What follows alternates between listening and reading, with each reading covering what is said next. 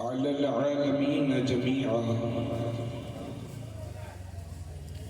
व अक़ामहु यौमल क़ियामति लिल मुतलब्बिसीन अल ख़त्ताईन अल हालिकीन शफ़ीआ फ़सल्लल्लाहु तआला व सल्लम व बारक अलैहि वअला कुल्लि मन हुवा महबूबुन व मर्दियुन लदैहि सलातन तबक़ा व तदूम बिदवामिल मलिकिल हय्यिल क़य्यूम व नशहदु अन ला इलाहा इल्लल्लाहु वहदहु ला शरीक लहु वनशहदु अन्ना सय्यदना व मौलाना मुहम्मदन अब्दुहु व रसूलुहु अम्मा बअद फ़अऊज़ु बिल्लाहि मिनश शैतानिर रजीम बिस्मिल्लाहिर रहमानिर रहीम इन्नल्लज़ीना आमनू व अमिलुस्सालिहाति सयजअलु लहुमुर रहमानु वुद्दा सदक़ल्लाहुल अज़ीम आमन्तु बिल्लाह इन्नल्लाहा व मलाइकतहु युसल्लूना अलन नबी या अय्युहल्लज़ीना आमनू सल्लु अलैहि व सल्लिमू तस्लीमा अल्लाहुम्मा सल्लि अला सय्यदिना व हबीबिना व शफीइना व करीमिना व मौलाना मुहम्मद व बारिक वसल्लिम सलातु व सलामन अलैका या रसूलल्लाह सल्लल्लाहु तआला अलैहि वसल्लम। पूरा मजमा एक बार और बाबा से बुलंद दुरूद शरीफ पढ़े। सल्लल्लाहु अलैहि नबिय्यिल उम्मी व आलिहि सल्लल्लाहु अलैहि वसल्लम सलातु व सलामन अलैका या रसूलल्लाह सल्लल्लाहु तआला अलैहि वसल्लम। आज का ये अज़ीमुल शान जलसा जिसे निस्बत हासिल है ख्वाजाए ख्वाजगा अताए रसूल नाइबुन नबी फिल हिंद सुल्तानुल औलिया हुजूर वाला अशाह सरकार ख्वाजा गरीब नवाज रज़ियल्लाहु ताला अन्हु से, जिनका इसमें गिरामी मोइनुद्दीन है, मोइनुद्दीन हसन। मोइनुद्दीन का मतलब होता है दीन की मदद करने वाला। अल्लाह का शुक्र है आज हम उस अजीम हस्ती का उर्स मनाने के लिए यहाँ पर हाजिर हैं। चिश्तिया कमेटी के तमाम मेंबरान को, नौजवानों को, इस जलसे में तमाम ताबुन करने वालों को और मोहब्बत करने वालों को दिल की अता गहराइयों से मुबारकबाद पेश और दिली दुआएं अल्लाह रब्बुल इज्जत आज की इस महफिल को शरफ़ कबूलियत से मालामाल फरमाए। मुल्क के बड़े अजीम दो नातख़ा हमारे करम फरमा जनाब मोहतरम शकील और शादाब साहब और नूरुल हुदा पाइकर साहिबान, जिन्होंने बहुत खूबसूरत अंदाज में आप हजरात के सामने कलाम पेश किए। आज ही मालूम हुआ कि हमारे शकील भाई की वालिदा साहिबा का अभी 3-4 रोज पहले विसाल हुआ। अल्लाह रब्बुल इज्जत इस जलसे को उनकी माँ के लिए, मुझ गुनहगार के वालिदैन के लिए और हम सब के माँ बाप के लिए मग़फ़िरत का ज़रिया बनाए। मौज़ूद सामीन, आज की शब-ए मेराज है, जिसमें अल्लाह ने अपने प्यारे हबीब सल्लल्लाहु अलैहि वसल्लम को अपने पास बुलाया और अपना दीदार कराया। मा ज़ाग़ल बसरु व मा ग़वा। किसी भी नबी को ये शरफ अल्लाह ने ना बख्शा। अगर ये दीदनी का शरफ अगर किसी को बख्शा है तो वो सरवरे कायनात के साथ पाक है।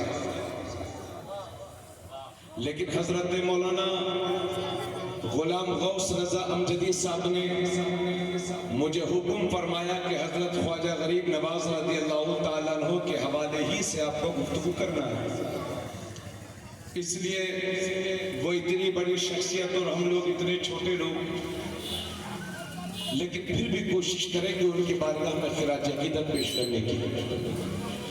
यह उनका करम होगा कि अपनी बारगाह में हमसे कुछ बुलवा लें और आप हजरात से सुनवा लें। अल्लाह रब्बुल इज्जत हम तमाम की हाजिरी को कबूल फरमाए। आप हजरात आराम से बैठ जाएं और मुझे लगता है कि जो गाड़ी आ रही है उनके लिए रास्ता दे दें। वो खामोशी से आएंगे, खामोशी से चले जाएंगे। माइक वाले भाई साहब से गुजारिश है कि थोड़ा इको कम करके आवाज को ज्यादा कर दें। मोअज़्ज़ज़ सामीईन, आला हज़रत अज़ीमुल बरकत अश-शाह इमाम अहमद रज़ा खान अलैहि रहमत व रिज़वान के छोटे भाई उस्ताज़े ज़मान अल्लामा हसन रज़ा खान अलैहि रहमत व रिज़वान अर्ज करते हैं, ख्वाजाए हिंद वो दरबार है आला तेरा। ख्वाजाए हिंद वो दरबार है आला तेरा, कभी महरूम नहीं मांगने वाला तेरा। कभी महरूम नहीं मांगने वाला तेरा। हजरात, एहसान तो बहुत होते हैं। अगर कोई बीमार है तो आप उसकी माली मदद कर दें, आपका बहुत बड़ा एहसान होगा। किसी भूखे को खाना खिला दें, आपका बहुत बड़ा एहसान होगा। जिसके बदन पर कपड़े ना हो उसे कपड़ा पहना दे, आपका बहुत बड़ा एहसान होगा। किसी के बुरे वक्त में उसकी मदद कर दे, आपका बहुत बड़ा एहसान होगा। लेकिन ये सब एहसान छोटे हैं, इनसे भी बड़ा एक एहसान है, वो है ईमान का एहसान। हमें कपड़ा पहनाने वाला हमारा मोहसिन है, गरीबी में हमारी माली मदद करने वाला हमारा मोहसिन है, परेशानी में हमारी दिक्कतों का इजाला करने वाला हमारा मोहसिन है। लेकिन सबसे बड़ा एहसान अगर हमारी जात पर किसी का है तो वो सुल्तानुल हिंद अताए रसूल ख्वाजा गरीब नवाज का है। आप हजरात में से कोई ऐसा ना होगा जो ये कहे कि मेरे बाप दादा मदीना शरीफ से आके कलकत्ता में आके बस गए थे, हम तो पहले ही से 14 सदी से मुसलमान थे। हम जब अपनी डीप में जाएंगे, गहराई में जाएंगे, तो कहीं ना कहीं हमारे बाप दादा ने ख्वाजा गरीब नवाज के हाथों पर कलमा पढ़ के दामन इस्लाम को थामा होगा। वो हमारे मोहसिन हैं। इसलिए बरेली से आला हजरत के भाई अर्ज करते हैं, ख्वाजा हिंद वो दरबार है आला तेरा, कभी महरूम नहीं मांगने वाला तेरा। मैं सरजोश दर आगोश है शीशा तेरा, बेखुदी छाए न क्यों पी के पियाला तेरा।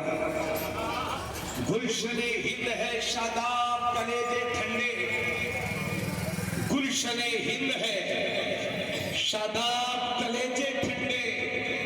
वाह ए अब्रे करम रोज बरसना तेरा, वाह ए अब्रे करम रोज बरसना तेरा। क्या महक है कि मुअत्तर है दिमागे आलम, यानी फूल है अजमेर शरीफ में और उसकी खुशबू महसूस हो रही है पूरी दुनिया में। क्या महक है कि मुअत्तर है दिमागे आलम, माइंड ऑफ वर्ल्ड। मुअत्तर का माना खुशबूदार। क्या महक है कि मुअत्तर है दिमागे आलम, तख्ते गुलशने फिरदौस है रोजा तेरा, तख्ते गुलशन गुलशन फिरदौस है रोजा तेरा, तेरे जर्रे पे माशी की घटा छाई है। आला हजरत के भाई कहते हैं तेरे जर्रे पे, यानी ये गरीब नवाज हम आपके गुलाम गुनाहों में डूबे हुए हैं, हमें गुनाहों से बचा लो, हमें नेक बना दो, हमें नमाजों का आदी बना दो, हमें शराब से बचा लो, हमें जुए से बचा लो, हमें नमाजों का आदी बना दो, कुरान की तिलावत का आदी बना दो, हमें हलाल खोर बना दो और हराम खोरी से हमें बचा लो। तेरे सर्रे पे माशी की घटा छाई है, तेरे सर्रे पे माशी की घटा छाई है। इस तरफ भी हो कभी ये महर हो जलवा तेरा। और दुआ के तौर पर अर्ज करते हैं, बच्चों आप लोग खामोश हो बेटा, एक तो गाड़ियों की आवाज आ रही है और फिर आप लोग भी बोलेंगे तो तकलीफ कैसे हो पाएगी, है ना। आप बिल्कुल खामोशी इख्तियार फरमाएं। और जितने हमारे कमेटी के इंतजामिया हजरात हैं उनसे गुजारिश है कि वो भी सुकून से तशरीफ रखें। काफी मेहनत की है आपने, तो आप सुन लें ताकि आपको भी कुछ ख्वाजा गरीब नवाज की फयूज़ व बरकत हासिल हो, और यकीनन होंगे। फिर मुझे अपना दरे पाक दिखा दे प्यारे, सब लोग कहें आमीन। फिर मुझे अपना दरे पाक दिखा दे प्यारे, आंखें पुरनूर हो फिर देख के रोजा तेरा, आंखें पुरनूर हो फिर देख के रोजा तेरा। और जब से तूने कदम गौस लिया है सर पर, जब से तूने कदम गौस लिया है सर पर, हजरात एक मौका वो भी आया कि पर्दा शरीफ के मिंबर पर बैठ करके एक दिन मेरे गौस अल्लाह के हुक्म से ये ऐलान करते हैं, कदमी हाज़िही अला रक़बत कुल्ली वली जिल्ला, मेरा ये कदम हर वली की गर्दन पर है। तो उलमा फरमाते हैं 400 वली मजमे में महफिल में बैठे हुए थे, सबने वहीं पर अपनी गर्दनों को झुका दिया। जब मेरे गौस ने बगदाद शरीफ से ऐलान किया कि मेरा ये कदम हर वली की गर्दन पर है, तो उलमा ने लिखा है कि दुनिया के जिस जिस हिस्से में अल्लाह के वली मौजूद थे, सबने अपनी गर्दनों को वहीं पर झुका दिया है। जोर से बोलो सुभान अल्लाह। सबने अपनी अपनी गर्दनों को अपने अपने मुल्क में झुका दिया, अपने अपने कस्बों में झुका दिया, अपने अपने शहरों में झुका दिया। हत्ता के जो वली अपनी माँ के पेट में परवरिश पा रहे थे, उन्होंने माओं की पेटों में अपनी गर्दनों को झुका दिया। जो माओं की गोद में दूध पी रहे थे, उन्होंने माओं की गोद में अपनी गर्दनों को झुका दिया। जब मेरे गौस ने फरमाया मेरा ये कदम हर वली की गर्दन पर है, उस वक्त में अपनी जवानी के वक्त में खुरासान की पहाड़ी पर मेरे ख्वाजा गरीब नवाज चिल्ला कर रहे थे। उन्होंने वहां इस आवाज को सुना तो अपनी गर्दन को इतना झुका दिया, इतना झुका दिया कि पेशानी जमीन से टच हो गई। और मेरे ख्वाजा ने फरमाया, ए मेरे गौस, आपका ये कदम मुइनुद्दीन की गर्दन पर ही नहीं है, बल्कि मुइनुद्दीन की आंखों पर भी है और मुइनुद्दीन के सर पर भी। जब से तूने कदम गौस लिया है सर पर, औलिया सर पे कदम लेते हैं शाह तेरा। एक बात अर्ज कर रहा हूं, इसको गौर से सुनिए। दुनिया के सारे वलियों के सरदार कौन है? आप अपनी जबान से अदा कर लेंगे। दुनिया के सारे वलियों के सरदार गौसे आज़म। और इस बात पर हिंदुस्तान के तमाम उलमा का इत्तिफाक है कि हिंदुस्तान के तमाम वलियों के सरदार है ख्वाजा गरीब नवाज। जब से तूने कदम गौस लिया है सर पर, औलिया सर पे कदम लेते हैं शाह तेरा। मुहियुद्दीन गौस है और ख्वाजा मुइनुद्दीन है। ए हसन क्यों न हो महफूज अकीदा तेरा, ए हसन क्यों न हो महफूज अकीदा तेरा। हज़रात अभी इंशाअल्लाह मैं वज़ाहत करूंगा। गौसे आजम और ख्वाजा गरीब नवाज आपस में रिश्तेदार भी हैं। गौसे आजम के वालिद और सरकार ख्वाजा गरीब नवाज की वालिदा, समझ गए, सैयदुना अब्दुल्ला हम्बुली के बेटे हैं सैयदुना दाऊद, और उनकी उन सैयदुना दाऊद की बेटी है सैयदा बीबी माहे नूर उम्मुल बरा, और माहे नूर के बेटे हैं सैयदुना सरकार ख्वाजा गरीब नवाज, और सैयदुना अब्दुल्ला हम्बुली के बेटे हैं सैयदुना अबू सालेह मूसा जंगी दोस्त, और उनके बेटे हैं सैयदुना गौसे आजम। इस लिहाज से, इस रिश्ते के लिहाज से, यानी गौसे आजम ख्वाजा गरीब नवाज की वालिदा गौसे आजम के वालिद सैयद अबू सालेह मूसा जंगी दोस्त की चचा साथ बहन थी। इस रिश्ते से ख्वाजा गरीब नवाज भांजे होते हैं और गौसे आजम मामूजान होते हैं। सुभान अल्लाह। और आला हजरत ने जहां शान गौसे आजम बयान की है, वहां उनके छोटे भाई ने शान गरीब नवाज बयान की है। हजरत, इसमें भी कोई दो राय नहीं है कि गौसे आजम का जिक्र बरकतें लाया करता है। गौसे आजम के जिक्र से बरकतें हासिल होती हैं। यकीनन जब वलियों के सरदार का जिक्र होगा तो सारे वलियों के फ्यूज बरकत इंशाअल्लाह हम सबको मिलेंगे। हजरत, जब हमारे गौस बोले तो इस अंदाज से बोले, तवज्जो चाहूंगा पूरे मजमे की। आला हजरत नसीबुल बरकत ने सरकार गौसे आजम की शान में कुछ अशार कहे हैं, और मेरा मानना यह है कि जब से उर्दू वजूद में आई है उस वक्त से लेकर आज तक हजारों सैकड़ों साल गुजर चुके हैं, मगर उर्दू अदब में सरकार गौसे आजम की शान में हजारों अशार कहे गए हैं, सैकड़ों मनक़बतें हैं, दर्जनों दीवान है उर्दू अदब में जो सरकार गौसे आजम की शान में छप चुके हैं। मगर मेरा यकीन है कि दुनिया के सारे शोरा के दीवान को एक तरफ रख दो और इमाम अहमद रजा के लिखे हुए चंद अशार को एक तरफ रख दो, तो दुनिया के दूसरे शोरा के दीवान पर आला हजरत के वो अशार भारी होंगे। जब मेरे आला हजरत गौसे पाक की बारगाह में अर्ज करते हैं तो यूं अर्ज करते हैं कि वाह क्या मर्तबा ए गौस है वाला तेरा, ऊंचे ऊंचों के सरों से है कदम आला तेरा, सर भला क्या कोई जाने के है कैसा तेरा, औलिया मलते ही आंखें वो है तलवा तेरा, क्या तबे जिस पे हिमायत का हो पंजा तेरा, शेर को खतरे में लाता नहीं कुत्ता तेरा, कसम दे दे के खिलाता है पिलाता है तुझे, कसम दे दे के खिलाता है पिलाता है तुझे, प्यारा अल्लाह तेरा चाहने वाला तेरा, मुहीद्दीन गौस है और ख्वाजा मुईनुद्दीन है। आला हजरत सरकार गौसे आजम की शान में अर्ज करते हैं, नबवी जिल, तवज्जो चाहूंगा, नबवी जिल, नबवी फस्ल, अलवी को बतूनी मादिन। आला हजरत कहते हैं, ए गौसे पाक, आप पंजतन पाक की विरास वारिस है, पंजतन पाक के वारिस हैं। इसलिए आला हजरत फरमाते हैं, नबवी मी अलवी फस्ल बतूनी गुलशन, यानी ए मेरे गौस, आप नबी के करम की सखावत की बारिश है, और उस बारिश में जो मौसम होता है वो अलवी होता है, अली वाला होता है, और उस मौसम में जो बाग फलता है वो फातिमी होता है, फातिमा वाला होता है, और उस बाग में जो फूल खिलता है वो हसनी होता है, और उस फूल से जो खुशबू आती है वो हुसैनी होती है।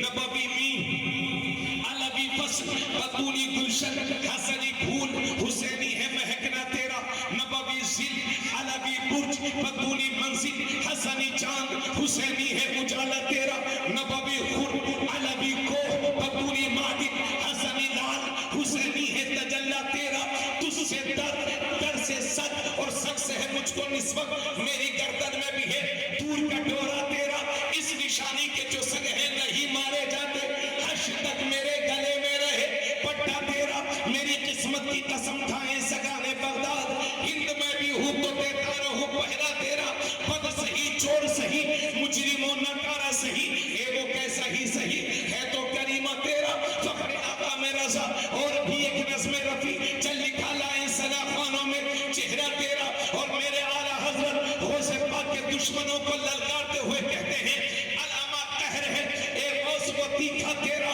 मर के भी चैन से सोता नहीं, मारा तेरा नहीं रुकती है, कड़कती बिजली थाने छट जाती है, उठता है जो तेरा तेरा, अक्ल होती तो खुदा से न लड़ाई लेते, ये घटाएं उसे मंजूर बढ़ाना तेरा, तू घटाए से किसी के न घटा है न घटे, जब बढ़ाए तुझे अल्लाह ताला तेरा, क्योंकि बड़ा माना लका जिक्र का है, साया तुझ पर बोल वाला है तेरा, जिक्र है ऊंचा तेरा, मिट गए मिटते हैं, मिट जाएंगे आधा तेरे, ना मिटा है ना मिटेगा कभी चर्चा तेरा।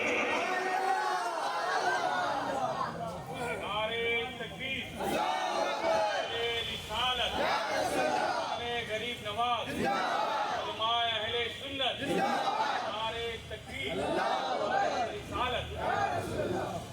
गौसे आजम भी सैयद,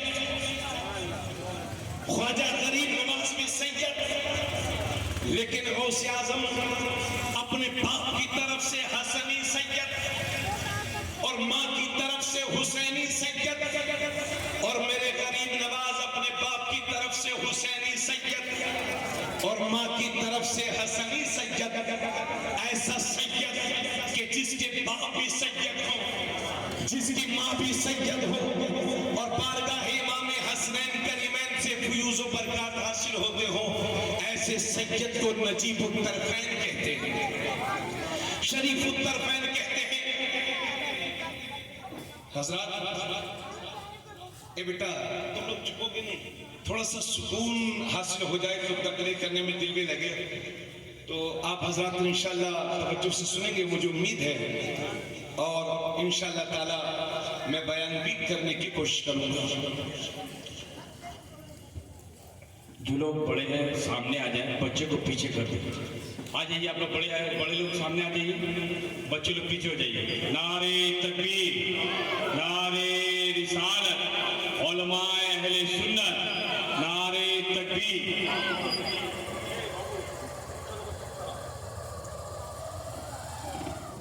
तो सब मेरे साथ याद करेंगे, गौसे आजम अपने वालिद की तरफ से हसनी सैयद और माँ की तरफ से हुसैनी सैयद, और ख्वाजा गरीब नवाज अपने बाप की तरफ से हसनी सैयद, ख्वाजा गरीब नवाज अपने बाप की तरफ से हुसैनी सैयद और माँ की तरफ से हसनी सैयद।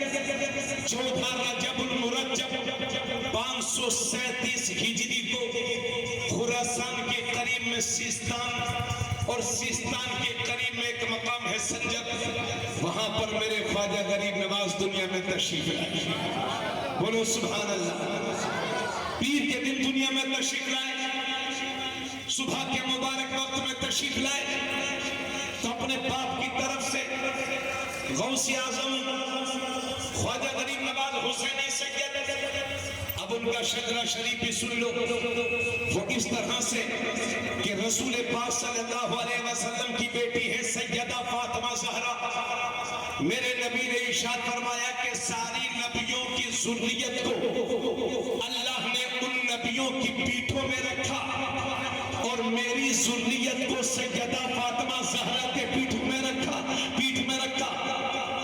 तो नबी करीम सल्लल्लाहु अलैहि वसल्लम की प्यारी बेटी सैयदा फातिमा ज़हरा, और सैयदा फातिमा ज़हरा के प्यारे बेटे हैं सैयदुना इमाम हुसैन, और सैयदुना इमाम हुसैन के बेटे हैं सैयदुना इमाम ज़ैनुल आबिदीन, सैयदुना इमाम ज़ैनुल आबिदीन के बेटे हैं सैयदुना इमाम मोहम्मद बाक़िर, सैयदुना इमाम बाक़िर के बेटे हैं सैयदुना इमाम जाफर सादिक, सैयदुना इमाम जाफर सादिक के बेटे हैं सैयदुना इमाम मूसा कासिम, उनके बेटे हैं सैयदुना इदरीस, उनके बेटे हैं सैयदुना इब्राहिम, उनके बेटे हैं सैयदुना अब्दुल अजीज, उनके बेटे हैं सैयदुना नजमुद्दीन ताहिर, उनके बेटे हैं सैयदुना अहमद हुसैन, उनके बेटे हैं सैयदुना ख्वाजा कमालुद्दीन, उनके बेटे हैं सैयदुना ख्वाजा गयासुद्दीन, और उनके बेटे हैं सैयदुना ख्वाजा मुईनुद्दीन।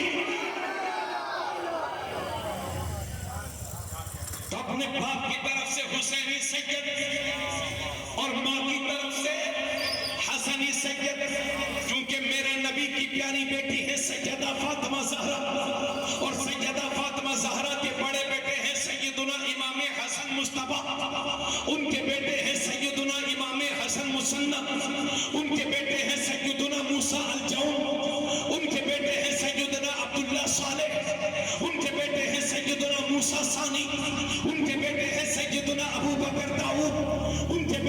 सैयदना मोहम्मद शमशुद्दीन, उनके बेटे हैं सैयदना यहया जाहिद, उनके बेटे हैं सैयदना अब्दुल्ला हम्बली, उनके बेटे हैं सैयदना दाऊद, और सैयदना दाऊद की बेटी है सैयदा बीबी माहे नूर उम्मुल बरा, और उनके बेटे हैं सैयदना ख्वाजा मुईनुद्दीन।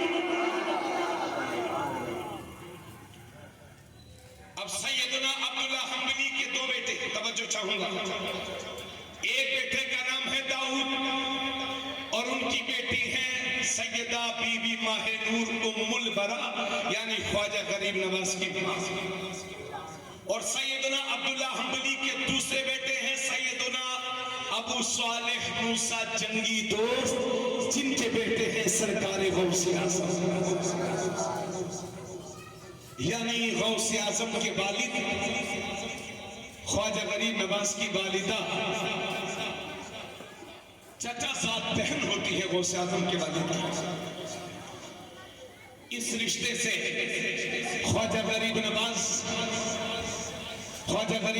इस रिश्ते से भांजो होते हैं और गौसे आजम मामा होते हैं। अजमेर शरीफ का मोटर है कि अगर हिंदुस्तानियत देखनी हो तो अजमेर शरीफ में देखो, टोपी वाले भी आ रहे हैं, पगड़ी वाले भी आ रहे हैं, टीके वाले भी आ रहे हैं, अमेरिका वाले भी आ रहे हैं, पाकिस्तान वाले भी, श्रीलंका वाले भी, बांग्लादेश वाले, चाइना वाले।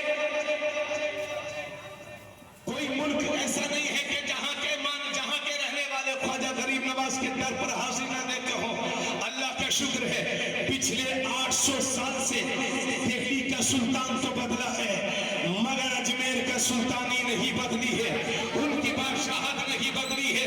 यही वजह है कि हालात मुल्क में ये है, मगर भारत की कोई भी पार्टी ऐसी नहीं है जो उसके उर्स के मौके पर सरकार ख्वाजा गरीब नवाज की बारगाह में हाजिरी देने के लिए जो पार्टी अपनी चादर न भेजती हो। हजरात, उनके यहाँ से मुरादें पूरी होती है। इस वक्त दुनिया का जो सबसे बड़ा मुल्क हम जिसे कहते हैं अमेरिका, वहाँ के जो प्रेसिडेंट है जो बाइडेन, ये भी अपने वक्त में सरकार ख्वाजा गरीब नवाज के आस्थाने पर हाजिरी दे चुके हैं। जब ये सदर नहीं थे, प्रेसिडेंट नहीं थे, उस वक्त सरकार ख्वाजा गरीब नवाज के आस्थाने पर इन्होंने हाजिरी दी है और सदारत मांगी होगी, मेरे गरीब नवाज ने अता कर दिया। मुल्क के पहले प्रधानमंत्री पंडित जवाहरलाल नेहरू एक बार नहीं 2 बार अजमेर शरीफ गए हैं। 1945 में मुल्क आजाद होने से पहले पंडित जवाहरलाल नेहरू सरकार ख्वाजा गरीब नवाज की बारगाह में हाजिरी दी है। और 1947 में जब अजमेर शरीफ में दंगे हुए थे तो पंडित जवाहरलाल नेहरू ने ख्वाजा गरीब नवाज के आस्थाने पर हाजिरी दी है। और जो नोट पर ये गांधी छपे हुए हैं, मोहनदास करमचंद गांधी, इन्होंने भी सरकार ख्वाजा गरीब नवाज के आस्थाने पर हाजिरी दी है। ऑल इंडिया खिलाफत कॉन्फ्रेंस हुई थी अजमेर शरीफ में, उसी मौके पर गांधी जी वहां गए थे और फूलों की चादर पेश की थी। हजरात, यही हाल है दुनिया के।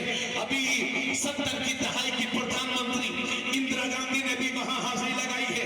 बहुत सारी पार्टियों के सुदूर वहां पर हाजिरी लगा चुके हैं और बहुत सारे लोग वहां पर हाजिरी दे चुके हैं। अरबाब इख्तिदार वहां पर हाजिरी दे रहे हैं। हजरात गिरामी, दुनिया के हुक्मरान वहां आते रहते हैं और इंशाअल्लाह सुबह क़यामत तक आते रहेंगे। अंग्रेजों के दौर में एक शख्स था जिसे वाइसराय लॉर्ड कर्जन कहते हैं। ये हिंदुस्तान में अंग्रेजों की तरफ से हुकूमत करके गया है।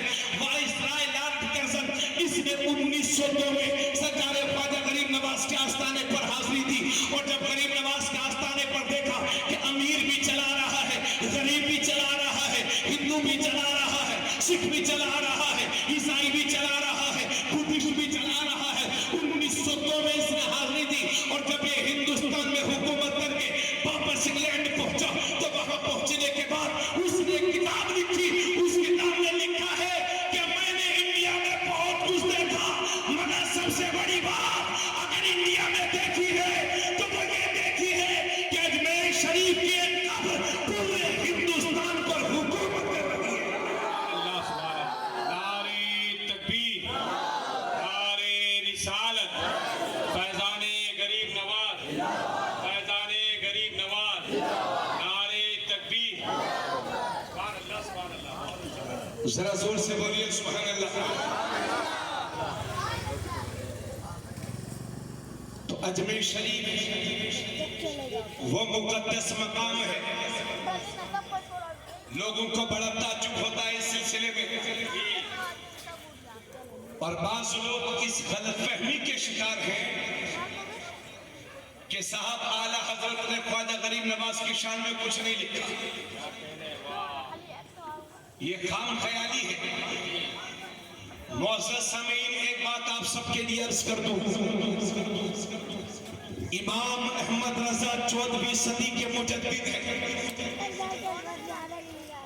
और मुजद्दिद के कलम से कोई भी बात ऐसी नहीं लिखी जाती कि जिसमें उम्मत में इंतिशार हो। आला हजरत अज़ीमुल बरकत के विसाल से 8 महीना पहले खुद आला हजरत भी अजमेर शरीफ गए हैं। लोग कहते हैं आला हजरत अजमेर शरीफ के नहीं गए थे। मेरे भाइयों, ऐसा नहीं है। आला हजरत 2 ही बार हज करने गए थे और 2 ही बार अजमेर शरीफ के मुबारक सफर पर गए। जब दूसरा हज करने के बाद 1435 हिजरी में आला हजरत ने जब दूसरा हज किया तो मदीना शरीफ से साहिल समंदर मुंबई पर उतरे, और मुंबई में जहां के मानने वालों की भीड़ आई हुई थी, आला हजरत अज़ीमुल बरकत को लोग अपने अपने शहरों में ले जाना चाह रहे थे, लेकिन मेरे इमाम किसी भी शहर में ना गए और सीधे मुंबई से अजमेर शरीफ पहुंचे। आला हजरत अज़ीम, जरा गौर से सुनिएगा,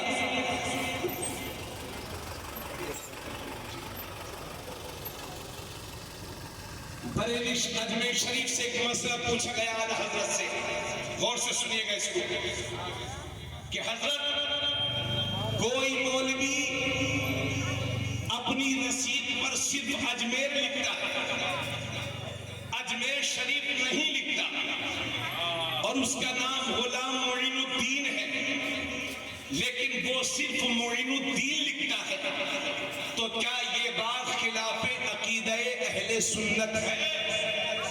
तो आला हजरत ने जवाबन लिखा कि अजमेर शरीफ को अगर कोई सिर्फ अजमेर इस वजह से कहता है कि ख्वाजा गरीब नवाज से उसे दुश्मनी है,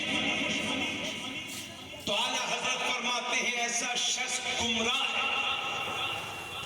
अल्लाह ने फरमाया मन आदा ली वलियन फक़द आज़नतुहु बिल हर्ब, जिस किसी ने किसी वली से दुश्मनी की मैं उससे ऐलान जंग करता हूं। वलियों के दुश्मन से अल्लाह ऐलान जंग फरमाता है। तो आला हजरत फरमाते हैं या तो इस वजह से उसने अजमेर शरीफ नहीं कहा कि वो वलियों का दुश्मन है, तो हजरत फरमाते हैं वो गुमराह है, और या सिर्फ अजमेर इस वजह से कहता है कि वो गाफिल है, जाहिल है, समझ नहीं पा रहा है, तो आला हजरत फरमाते ऐसा शख्स भी बेबरकता है। और फिर फरमाते हैं या इस वजह से कहता है कि वो वहाबी है, तो आला हजरत फरमाते हैं वहाबियत के बाद इस तरह की शिकायत करने से कोई फायदा नहीं है। तो आला हजरत ने फरमाया अजमेर शरीफ कहा करो, अजमेर ना कहो। जानबूझ के सिर्फ अजमेर कहने वाला बेबरकत होता है, बरकतें हासिल नहीं होती। ये हमारा मुजद्दिद सिखा रहा है हमें कि अजमेर शरीफ का नाम अदब से लो, सिर्फ अजमेर ना कहो बल्कि अजमेर शरीफ कहो, क्योंकि सिर्फ अजमेर कहना बेबरकती का सबब है। ये मेरा मुजद्दिद लिखता है, और जरा गौर से सुनिएगा। आला हजरत के वालिद अल्लामा नकी अली खान ने एक किताब लिखी, उसका नाम है, उस किताब का नाम है अहसनुल बिआ लि आदाबि दुआ। उस किताब में आला हजरत के वालिद ने लिखा है कि दुआएं कैसे मांगी जाती है, और दुआएं कैसे कबूल होती है, और कब कब कबूल होती है, और कहां कहां कबूल होती है।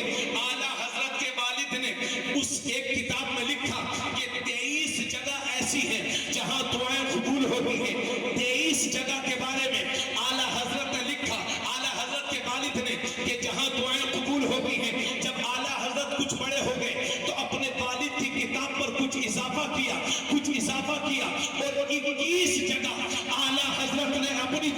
बढ़ाई है, यानी 23 जगह उनके वालिद गिरामी ने शुमार कराई थी कि जहां दुआएं कबूल होती है। 21 जगह आला हजरत ने अपनी तरफ से बढ़ाई है। कुल हो गए 44 मकामात।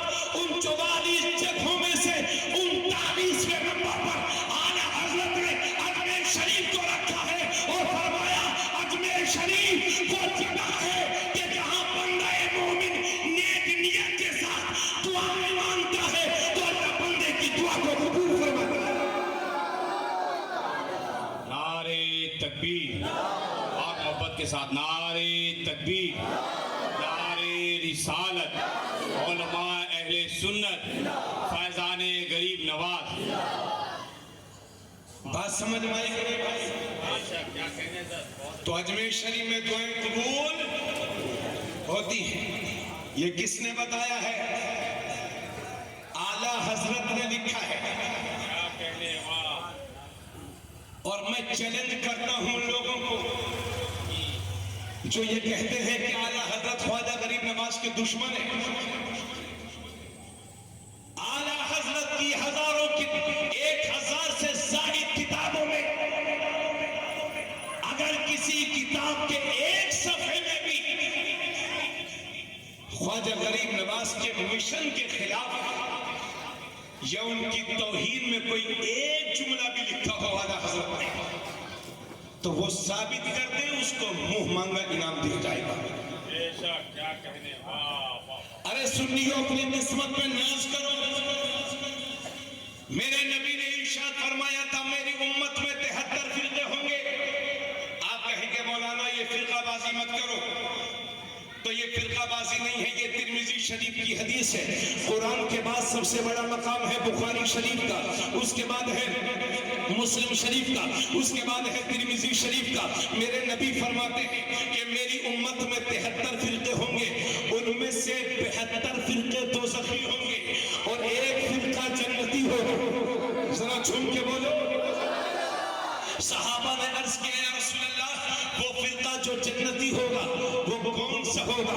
आका ने फरमाया मा अना अलैहि व अस्हाबी, जिस रास्ते पर मैं हूं और मेरे सहाबा, उसी रास्ते पर चलने वाले जन्नती होंगे। उसी रास्ते पर चलने वाले जन्नती होंगे। तो हुजूर के रास्ते को सुन्नत कहते हैं और सहाबा से जमात से मुराद सहाबा और अहल माने वाले, अहले कलकत्ता वाले और अहले सुन्नत वल जमात, नबी के तरीके वाले और सहाबा के तरीके वाले। मान अलैहि वकारी, मान अलैहि व अस्हाबी, जिस पर मैं हूं और मेरे सहाबा, उस रास्ते पर चलने वाले जन्नती होंगे। इरफान भाई तवज्जो दीजिएगा, इसलिए हम कहते हैं दुनिया को हमारा चैलेंज है, सिर्फ सुन्नियों के अलावा बाकी जितने फिरके हैं किसी न किसी बुराई में मुब्तला है। शियों को देख लो तो हजरत अली तो करेंगे, मगर हजरत उमर के नाम से बुखार आ जाए। खारजियों को देख लो तो हजरत अली से बुग़्ज़ रखते हैं। अहले हदीस को देख लो तो तकलीद से बुग़्ज़ रखते हैं। अहले कुरान को देख लो तो अहले हदीस से बुग़्ज़ रखते हैं। इन वहाबियों नजदियों को देख लो तो ये अल्लाह वालों से बुग़्ज़ रखते हैं। कभी बारी से पाक से बुग़्ज़ रखते हैं, कभी अजमेर शरीफ से बुग़्ज़ रखते हैं, कभी देवा शरीफ से बुग़्ज़ रखते हैं, कभी मखदूम सिन्ना से बुग़्ज़ रखते हैं, कभी कलिया शरीफ से बुग़्ज़ रखते हैं। अल्हम्दुलिल्लाह, वो तन्हा दुनिया में अहले सुन्नत वल जमात ही एक ऐसी मुबारक जमात है जो आला हजरत को भी मानती है, मुफ्ती आजम को भी मानती है, देवा के वाली से पाक को भी मानती है, किचोजा के मखदूम को भी मानती है, निजाम दिल्ली के निजामुद्दीन को भी मानती है, अजमेर के ख्वाजा को भी मानती है, बगदाद के गौस आजम को भी मानती है, मौला अली को भी मानती है, हजरत उस्मान गनी को भी मानती है। हमारी जमात वो मुकद्दस जमात है तो हजरत उमर का नाम भी अदब से लेती है, सिद्दीक़ अकबर से भी प्यार करती है और सारी दुनिया के आका नबी की अज़मत से भी प्यार करती है।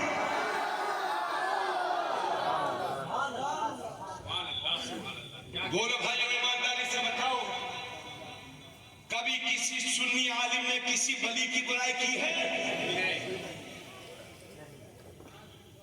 और इन वहाबियों को देखो, अजमेर शरीफ मत जाओ, देवा शरीफ मत जाओ, आला हजरत की बात सुनिए। आला हजरत असर की नमाज के बाद तखत लगा करके बैठते थे और लोग आपसे मसला पूछते थे और सरकार मुफ्ती आजम हिंदू उसको नकल फरमाते थे। तवज्जो चाहूंगा। अब आला हजरत ने अपनी उसी नशिस्त में फरमाया, उसी बैठक में फरमाया कि सूबा बिहार में भागलपुर है। भागलपुर में एक गरीब सुन्नी था जो हर साल अजमेर शरीफ जाया करता था। उसकी जान पहचान एक अमीर रईस से थी जो वहाबी था। तवज्जो चाहूंगा। किससे थी जान पहचान?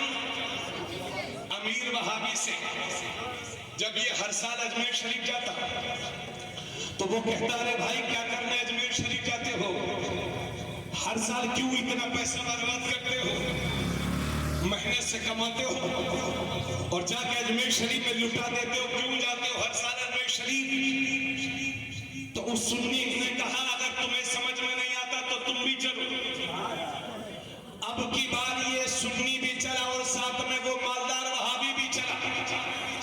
और जब अजमेर शरीफ पहुंचा तो क्या देखते हैं कि ख्वाजा गरीब नवाज के आस्थाने पर एक मलंग है, मलंग एक दुर्वेश है और हाथ में एक सोटा लिए हुए है और ख्वाजा गरीब नवाज के रोजे के चक्कर लगा रहा है और कह रहा है, ख्वाजा 5 रुपया लूंगा, एक आदमी से लूंगा और 5 मिनट के अंदर लूंगा, न 4 लूंगा न ख्वाजा 1 घंटे के अंदर लूंगा। जुमले सुन ले, 1 घंटे के अंदर लूंगा, एक आदमी से लूंगा, 5 रुपया लूंगा। चक्कर लगा रहा है और बोलता जा रहा है, ख्वाजा 1 घंटे के अंदर लूंगा, एक ही आदमी से लूंगा और 5 रुपया लूंगा, ना 6 लूंगा ना 4 लूंगा, ना आधे घंटे में लूंगा ना 5 घंटे में लूंगा। मेरे ख्वाजा 1 आदमी से लूंगा तो 3 आदमी से नहीं, सिर्फ 1 आदमी से लूंगा, 1 घंटे के अंदर लूंगा और 5 रुपया लूंगा। हजरत अब ये वहाबी रईस खड़ा खड़ा देख रहा है, इसे लग रहा है कि 1 घंटा हो गया लेकिन अभी किसी ने कुछ नहीं दिया है।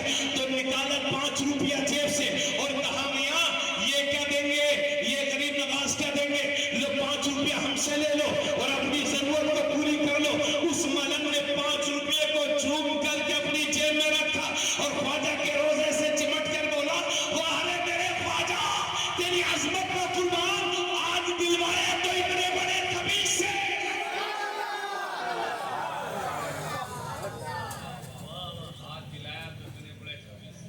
5 रुपया ये आला हजरत ने लिखा, आला हजरत ने फरमाया, मुफ्ती आजम ने लिखा। तो वहां पर दुआएं कबूल होती हैं। आज भी ख्वाजा गरीब नवाज का रूहानी फैजान जारी है। हिंदुस्तान के बहुत बड़े शहंशाह दुनिया जिन्हें औरंगजेब आलमगीर कहती है। सुभान अल्लाह। इस नाम से लोगों के बदन में आग लगती है, कम से कम आप तो बोल दिया करो। नाम है हजरत औरंगजेब आलमगीर, हिंदुस्तान के शहंशाह। एक दिन दरे गरीब नवाज पर हाजिरी देने गए तो बहुत बड़े आलिम दीन भी थे हजरत औरंगजेब आलमगीर। तो सोचने लगे कि शरीयत की रोशनी में ख्वाजा जिंदा है और जिंदों को सलाम किया जाता है तो जिंदे की तरफ से जवाब आना चाहिए। अब वो मौलाना औरंगजेब आलमगीर बहुत बड़े आलिम थे कि ख्वाजा जिंदा है और जब जिंदा है तो जिंदे की तरफ से जवाब मिलना चाहिए। अब खड़े खड़े सोच रहे हैं कि अगर जवाब ठीक है, सबका जवाब नहीं मिलेगा, मगर मैं तो हिंदुस्तान का बादशाह हूं, मेरा तो जवाब देना ही चाहिए ना। और उसके बाद खड़े खड़े नियत कर लेते हैं, अगर जवाब आया तो ठीक और जवाब नहीं आया तो ख्वाजा गरीब नवाज के रोजे पर शहीद करवा डालूंगा, तोड़वा डालूंगा। इस नियत के साथ हजरत औरंगजेब आलमगीर सलाम करते हैं, अस्सलामु अलैकुम या ख्वाजा। तो जिंदा ख्वाजा जवाब देते हैं, वालेकुम अस्सलाम या आलमगीर हुज्जती।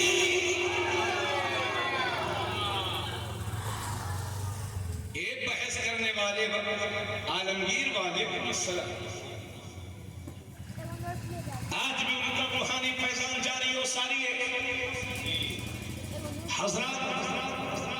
लेकिन जरूरत इस बात की है कि जिस रास्ते पर ख्वाजा गरीब नवाज चल रहे थे उसी रास्ते पर हम चले। आज हम उनकी करामतें सुनने के लिए तो तैयार हैं, लेकिन उनके लंबे लंबे सजदों को भूल गए। आज हम उनके उर्स के नाम पर 5 देग 10 देग बिरयानी बनाने के लिए तो तैयार हैं, लेकिन जिस इबादत को करते करते ख्वाजा ख्वाजा बने उस इबादत से मुंह फेर गए। ख्वाजा गरीब नवाज की अजमत का आलम यह था कि एक कुरान शरीफ दिन में पढ़ा करते थे और एक कुरान शरीफ रात में खत्म किया करते थे। जरा जोर से बोलो सुभान अल्लाह। आज मुसलमानों ने कुरान से दूरी बना ली है। इसी वजह से मेरे नबी इरशाद फरमाते हैं, ये लोगों अपने बच्चों को 3 चीजें सिखाओ।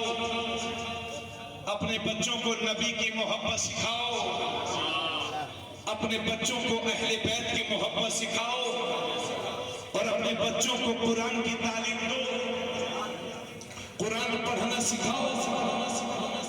अभी क्या हुआ था स्वीडन में, अभी चंद दिन पहले क्या हुआ है डेनमार्क में कि कुरान के नुस्खे को नजरे आतिश कर दिया गया, जला दिया गया। इस तरह की हरकतें हिंदुस्तान में होती रहती हैं, है ना? इस तरह की हरकतें अभी 2 साल पहले लखनऊ का वो वसीम रिजवी जिसने सुप्रीम कोर्ट में रिट दाखिल की कि कुरान की 26 आयतों को निकाला जाए। तवज्जो चाहूंगा, और यही बंगाल की जमीन है। 70 की दहाई में चंदोमल चोपड़ा नाम के एक शख्स का खोपड़ा खराब हुआ तो बंगाल के हाई कोर्ट में उसने रिट दाखिल की कि कुरान की 26 आयतों को निकाला जाए। नतीजा ये हुआ कि बंगाल के हाई कोर्ट ने उसकी दरखास्त को सुनने के लिए कबूल कर लिया। बंगाल के मुसलमान नाराज हो गए, धरना देने के लिए तैयार, एहतिजाज करने के लिए तैयार, लेकिन बंगाल की हुकूमत ने कहा कि मुसलमानों मायूस होने की जरूरत नहीं है। इस मुकदमे की पैरवी बंगाल के हाई कोर्ट में हम खुद करेंगे। और नतीजा वही हुआ जिसकी उम्मीद थी कि उस दरखास्त को खारिज किया गया। आज भी वसीम रिजवी की दरखास्त को भी सुप्रीम कोर्ट से खारिज कर दिया गया था। मेरे अजीजों में यही कह रहा हूं, कुरान के खिलाफ हमले हो रहे हैं। कभी कुरान की 26 आयतों को निकालने की बात होती है, कभी कुरान को नजर आतिश करने की बात होती है, कभी कुरान में तब्दीली करने की बात होती है। लेकिन मैं दुनिया को चैलेंज करता हूं, कुरान की 26 आयतों तो दूर की बात है, कुरान का न कोई एक सबर मिटा सकता है, न कोई एक शेर मिटा सकता है, न कोई नुक्ता मिटा सकता है, न कोई सूर्य मिटा सकता है, न कोई एक रुको मिटा सकता है। दुनिया की वो तन्हा किताब है कुरान, जो 1400 साल पहले मेरे नबी पर जैसी नाजिल हुई थी आज भी वैसे ही है और सुबह क़यामत तक वैसे ही रहेगी। ये जितने लोग कुरान शरीफ को जला रहे हैं, नुस्खों को नजरे आतिश कर रहे हैं, मेरा मानना यह है कि ये कुरान से हार गए हैं। कुरान का जवाब लाने के लिए इनके पास हिम्मत नहीं है, ताकत नहीं है। मगर ये बंगाल के मुसलमानों, कुरान से मोहब्बत करो और अल्लाह न करे अगर इस शहर में भी कुरान पर कोई हमला करे तो अपने उलमा के मशवरे के बगैर सड़कों पर मत उतरना, एहतिजाज मत करना, क्योंकि हम हिंदुस्तान की हालत देख रहे हैं। हम अपना ही हक मांगने के लिए सड़कों पर उतरते हैं और नतीजे में हमें अपनी ही सीनों पर गोलियां बर्दाश्त करना पड़ती है। हमारे ही बच्चों को जेलों की सलाखों के पीछे डाला जाता है। इसलिए मेरा अगला कदम यह है और आपका भी मिशन ये होना चाहिए कि आप कुरान के खिलाफ कोई एक जबान खुलेगी तो हम धरना नहीं देंगे, एहतिजाज नहीं करेंगे।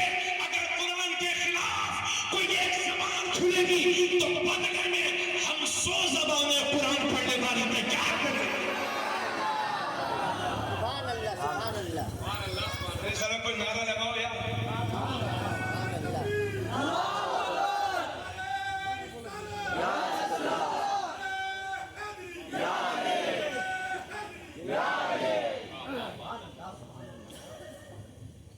कुरान से मोहब्बत होनी चाहिए कि नहीं होनी चाहिए बोलिए।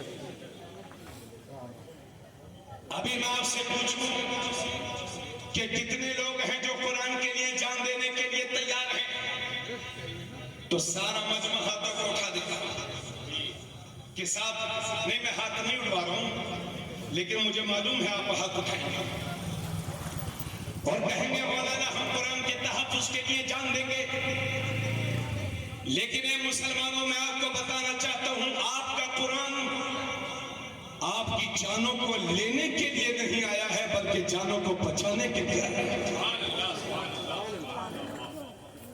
अभी मैं आपसे पूछूं कुरान के लिए जान कौन कौन देगा, तो ये छोटे छोटे बच्चे भी अपने हाथों को उठा देंगे, मौलाना हम हैं तैयार कुरान के लिए जान देने के लिए। लेकिन मैं अपनी कौम के जिम्मेदारों से पूछना चाहता हूं कि आप कुरान के लिए जान देने के लिए तो तैयार हैं, लेकिन कुरान पढ़ने के लिए तैयार क्यों नहीं? अभी इसी मजमे में मैं पूछूं, ये लाउड स्पीकर वाले भाई इसका एक और कम कर दो, आवाज बढ़ाता हूं। अभी इसी मजमे में पूछूं कि कितने लोगों को कुरान आता है, तो 30% लोग वो होंगे जो ये कहेंगे हाँ हजरत हमको कुरान शरीफ, और 30% वो होंगे जिन्हें बिल्कुल नहीं आता, और 40% वो होंगे जो जवाब दें मैं कहूं कुरान आता है तो कहेंगे हाँ हजरत साहब आता तो है, लेकिन कच्चा कच्चा, यानी जिंदगी में खुद पक गए। अगर कुछ कच्चा रह गया तो कुरान। मैं पूछना चाहता हूं किस बात के मुसलमान हो के 70 साल की जिंदगी में कुरान पढ़ना ना सीख सके? क्या सीखा है आपने? अगर 70 साल की जिंदगी में कुरान नहीं सीखा तो मुझे लगता है ऐसी जिंदगी जीने से कोई फायदा नहीं है। इसलिए बेदार हो जाओ मुसलमानों, मिशन छेड़ दो कि आपका कोई भी बच्चा बगैर कुरान पढ़ा ना जाए। अब जब बात कुरान की थी तो इसी बात पर एक बात बड़ी प्यारी याद आ रही है। हजरत ख्वाजा गरीब नवाज के खलीफा हैं हजरत ख्वाजा कुतुबुद्दीन बख्तियार काकी। क्या नाम है? हजरत ख्वाजा कुतुबुद्दीन बख्तियार काकी। और हजरत ख्वाजा कुतुबुद्दीन बख्तियार काकी के खलीफा हैं हजरत बाबा फरीदुद्दीन गंजे शकर। अरफा की रात में यानी नबी जिलहिज्जा की रात में बाबा फरीदुद्दीन गंजे शकर अजमेर शरीफ में बैठे थे, इबादत के लिए रुके थे और कुरान शरीफ की तिलावत कर रहे थे। बाबा फरीदुद्दीन गंजे शकर कहते हैं कि जैसे ही मैं 15वें पारे में पहुंचा, 16वें और 15वें पारे में, तो सूरे कहफ या सूरे मरियम में मुझसे कोई हर्फ पढ़ने में छूट गया। तो ख्वाजा गरीब नवाज के रोजे से आवाज आई, बेटा फरीदुद्दीन तुम्हारा फला हर्फ छूट गया है, उसे दोहरा लो। अरे थोड़ा बोलिए मोहब्बत से। बेटा फरीदुद्दीन तुम्हारा फला हर्फ छूट गया है, उसे दोहरा लो। हजरत बाबा फरीदुद्दीन ने उस हर्फ को दोहरा लिया, यानी सही से पढ़ लिया। तो फिर आवाज आई, बेटा बड़ा अच्छा कुरान पढ़ते हो, खलफुर रशीद ऐसा ही किया करते हैं। अब जब बाबा फरीदुद्दीन गंजे शकर ने जलवाए ख्वाजा गरीब नवाज देखा तो अर्ज करने लगे, हुजूर जब इतना करम आपने फरमा ही दिया है तो ये भी बता दो कि फरीदुद्दीन जन्नती है कि दोज़खी? तो रोजे से आवाज आई, बेटा फरीदुद्दीन जैसी नमाज तुमने पढ़ी है ऐसी नमाज पढ़ने वाला दोज़खी नहीं होता बल्कि जन्नती होता है। वो नमाज कौन सी है? वो नमाज है नबी जिलहिज्जा की रात में 2 रकत पढ़ी जाती है। अलहम्द शरीफ पढ़ने के बाद 100 बार आयतुल कुर्सी पढ़ी जाती है। वो नमाज वो थी जो बाबा फरीदुद्दीन गंज शकर ने हजरत ख्वाजा गरीब नवाज के रोजे पर नबी ज़िलहिज्जा को पढ़ी थी। ख्वाजा गरीब नवाज के हवाले से आपने सुना होगा कि आपका एक बाग था और पंचक्की जो विरासत में आपको मिला था। आप अपने बाग में तशरीफ ले जाया करते थे और कुरान करीम की तिलावत किया करते थे। कुछ दिनों के बाद आप क्या देखते हैं कि जब बाग में जाते हैं तो आप देखते हैं कि रोजाना बाग की सफाई हो जाए।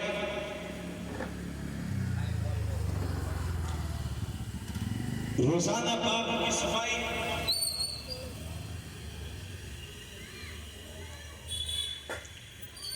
सभी हजरात बाबा ज़ेबरन दुरूद शरीफ सल्लल्लाहु अलैहि नबी उम्मी वालिही सल्लल्लाहु अलैहि वसल्लम सलातु व सलामुन अलैका या रसूल अल्लाह सल्लल्लाहु अलैहि वसल्लम। ख्वाजा गरीब नवाज अपने बाग में तशरीफ ले जाया करते थे तो क्या देखते हैं कि जब आप बाग में जाएं तो पूरे बाग की सफाई हो जाए। आपके जाने से पहले ही पूरे बाग की सफाई।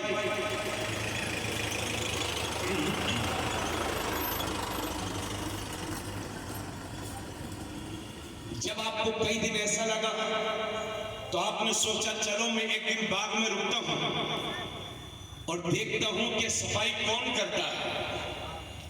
तो आप एक दिन रात में अपने बाग में रुक गए, देखा कि सफाई हो रही है मगर सफाई करने वाले दिखाई नहीं दे रहे।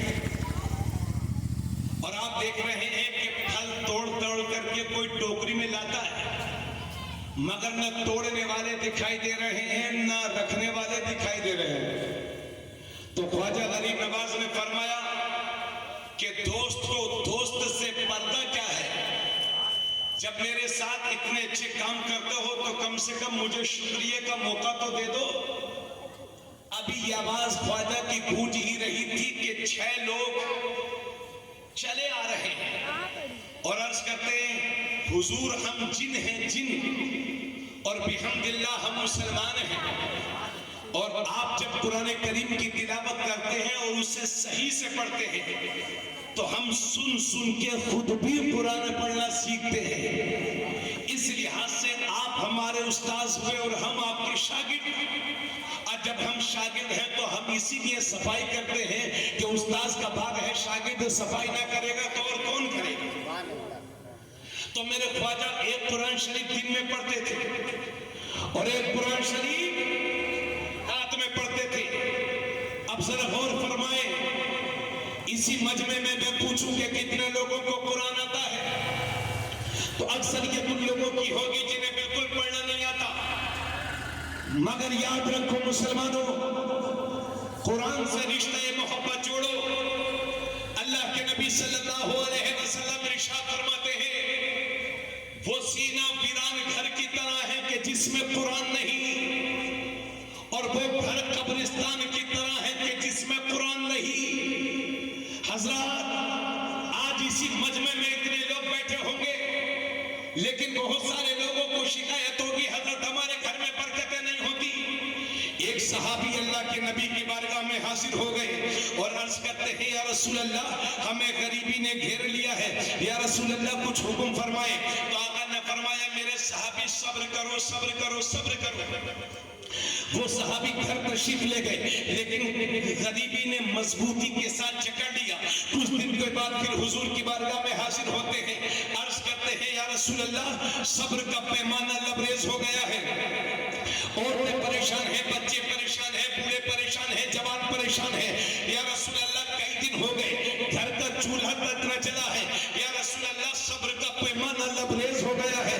या रसूल अल्लाह कुछ हल फरमा दे। तो मेरे नबी मुस्कुरा के फरमाते हैं ए मेरे सहाबी अगर ऐसा ही है तो एक काम किया करो, जब शाम को घर आया करो तो एक बार सलाम कर लिया करो और 3 बार कुल हु अल्लाह शरीफ पढ़ लिया करो। अल्लाह तुम्हारी गरीबी को खत्म फरमा दे। जरा जोर से बोलिए। मगर हम देखते हैं कि हम कलकत्ता में सबको सलाम करेंगे मौलाना गुलाम गौसम जदी साहब आ गए, इनको देखा तो हजरत अस्सलाम वालेकुम, शादाब पेकर साहिबान को देखा तो अस्सलाम वालेकुम, हाजी साहब अस्सलाम वालेकुम, निम्बर साहब अस्सलाम वालेकुम, नमाजी साहब अस्सलाम वालेकुम। लेकिन जब घर में दाखिल हुए तो मुंह बंद। भाई मैं कहां का रहने वाला हूं? उत्तर प्रदेश का, आप कलकत्ता के रहने वाले। अगर मैं तकरीर करूं और तकरीर के शुरू या आखिर में कहीं भी सलाम न करूं तो आप कहेंगे मौलाना घमंडी है, मुतकब्बिर है, सलाम नहीं करते। तकरीर तो ठीक ही है लेकिन सलाम तो किया ही नहीं। हजरत, तो हमारा यह हक है कि हम आपको सलाम करें, आपका यह हक है कि आप हमें सलाम करें और हम एक दूसरे के सलाम का जवाब दें। तो वो हमारी बीवियां जो हमारे दिल के सबसे ज्यादा करीब हैं, हम उन्हें सलाम क्यों नहीं करते? तवज्जो चाहूंगा। जो हमारी बीवियां हमारे दिल के सबसे ज्यादा करीब हैं, जिनसे हमारी नस्ल आगे बढ़ रही है, हम उन्हें सलाम क्यों नहीं करते? और अगर किसी लड़के की शादी हो और वो अपनी बीवी को सलाम कर ले तो उसकी मां पूरे मोहल्ले की औरतों के साथ मीटिंग करेगी और कहेगी कि हमारा बेटा तो जुमा 8 दिन बीवी का गुलाम हो गया है। तो हमारी ये सोच, हमारी ये घटियापन है, शरीयत से दूरी का नतीजा है कि अगर हम बीवी को सलाम कर ले तो हम समझते हैं कि हम बीवी के गुलाम हैं, जबकि हदीस शरीफ से साबित है कि जब मेरे नबी अपने घर में दाखिल होते थे तो अपनी बीवियों को सलाम किया करते थे। पता चला बीवी को सलाम करने वाला बीवी का गुलाम नहीं होता, मेरे नबी का गुलाम होता। तो ईमानदारी से बताओ कि घर जाकर के सलाम करेंगे कि नहीं? अरे बोलो भाई, करेंगे ना इंशाअल्लाह। मेरे नबी ने इरशाद फरमाया, ए मेरे सहाबा, जब रात को सोया करो तो तिहाई कुरान पढ़ के सोया करो। इसलिए अर्ज कर रहा हूं कि ख्वाजा गरीब नवाज जब अपने पीर और मुर्शिद से मुरीद हो रहे हैं तो 1000 बार कुरान करीम की यानी सूरह इखलास की तिलावत करवाते हैं। सुना है ना आपने? मेरे नबी ने इरशाद फरमाया, मेरे सहाबा, जब रात को सोया करो तो तिहाई कुरान पढ़ के सोया करो। तिहाई कुरान का क्या मतलब? कुरान में 30 पारे हैं, 10, 20, 30। अगर एक पारे को सही से पढ़ा जाए तो 15 से 20 मिनट और 20 से 25 मिनट लगते हैं। ये हमारे उलमा बैठे हैं, इनमें कुछ लोग हाफिज होंगे, अल्हम्दुलिल्लाह मैं खुद भी हाफिज हूं, अल्हम्दुलिल्लाह। एक पारे को अगर सही से पढ़ा जाए तो 20 से 25 मिनट लगते हैं। मगर अल्लाह जाने क्या हो गया है मेरी इस कौम को कि रमजान शरीफ के लिए ऐसा हाफिज तलाशते हैं जो 5 मिनट में पारा खत्म कर दे। दुनिया में कोई माई का लाल ऐसा हाफिज है ही नहीं जो 5 मिनट में पारा खत्म कर दे। अगर कोई 5 मिनट में पारा खत्म करने का दावा करता है तो वो आपकी आंखों में धूल झोंक रहा है।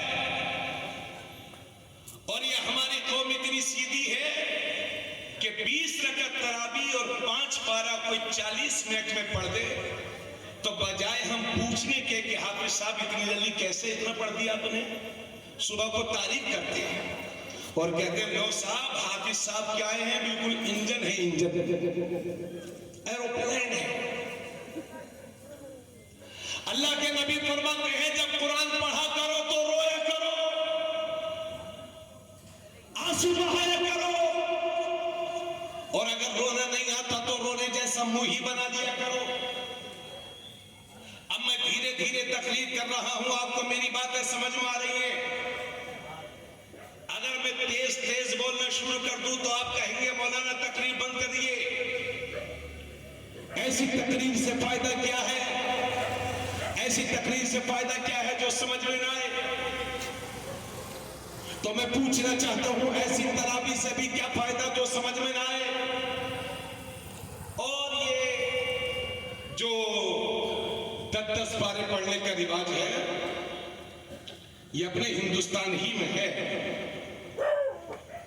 अरबी कंट्रीज में कहीं इस तरह से कुरान शरीफ नहीं पढ़ा जाता।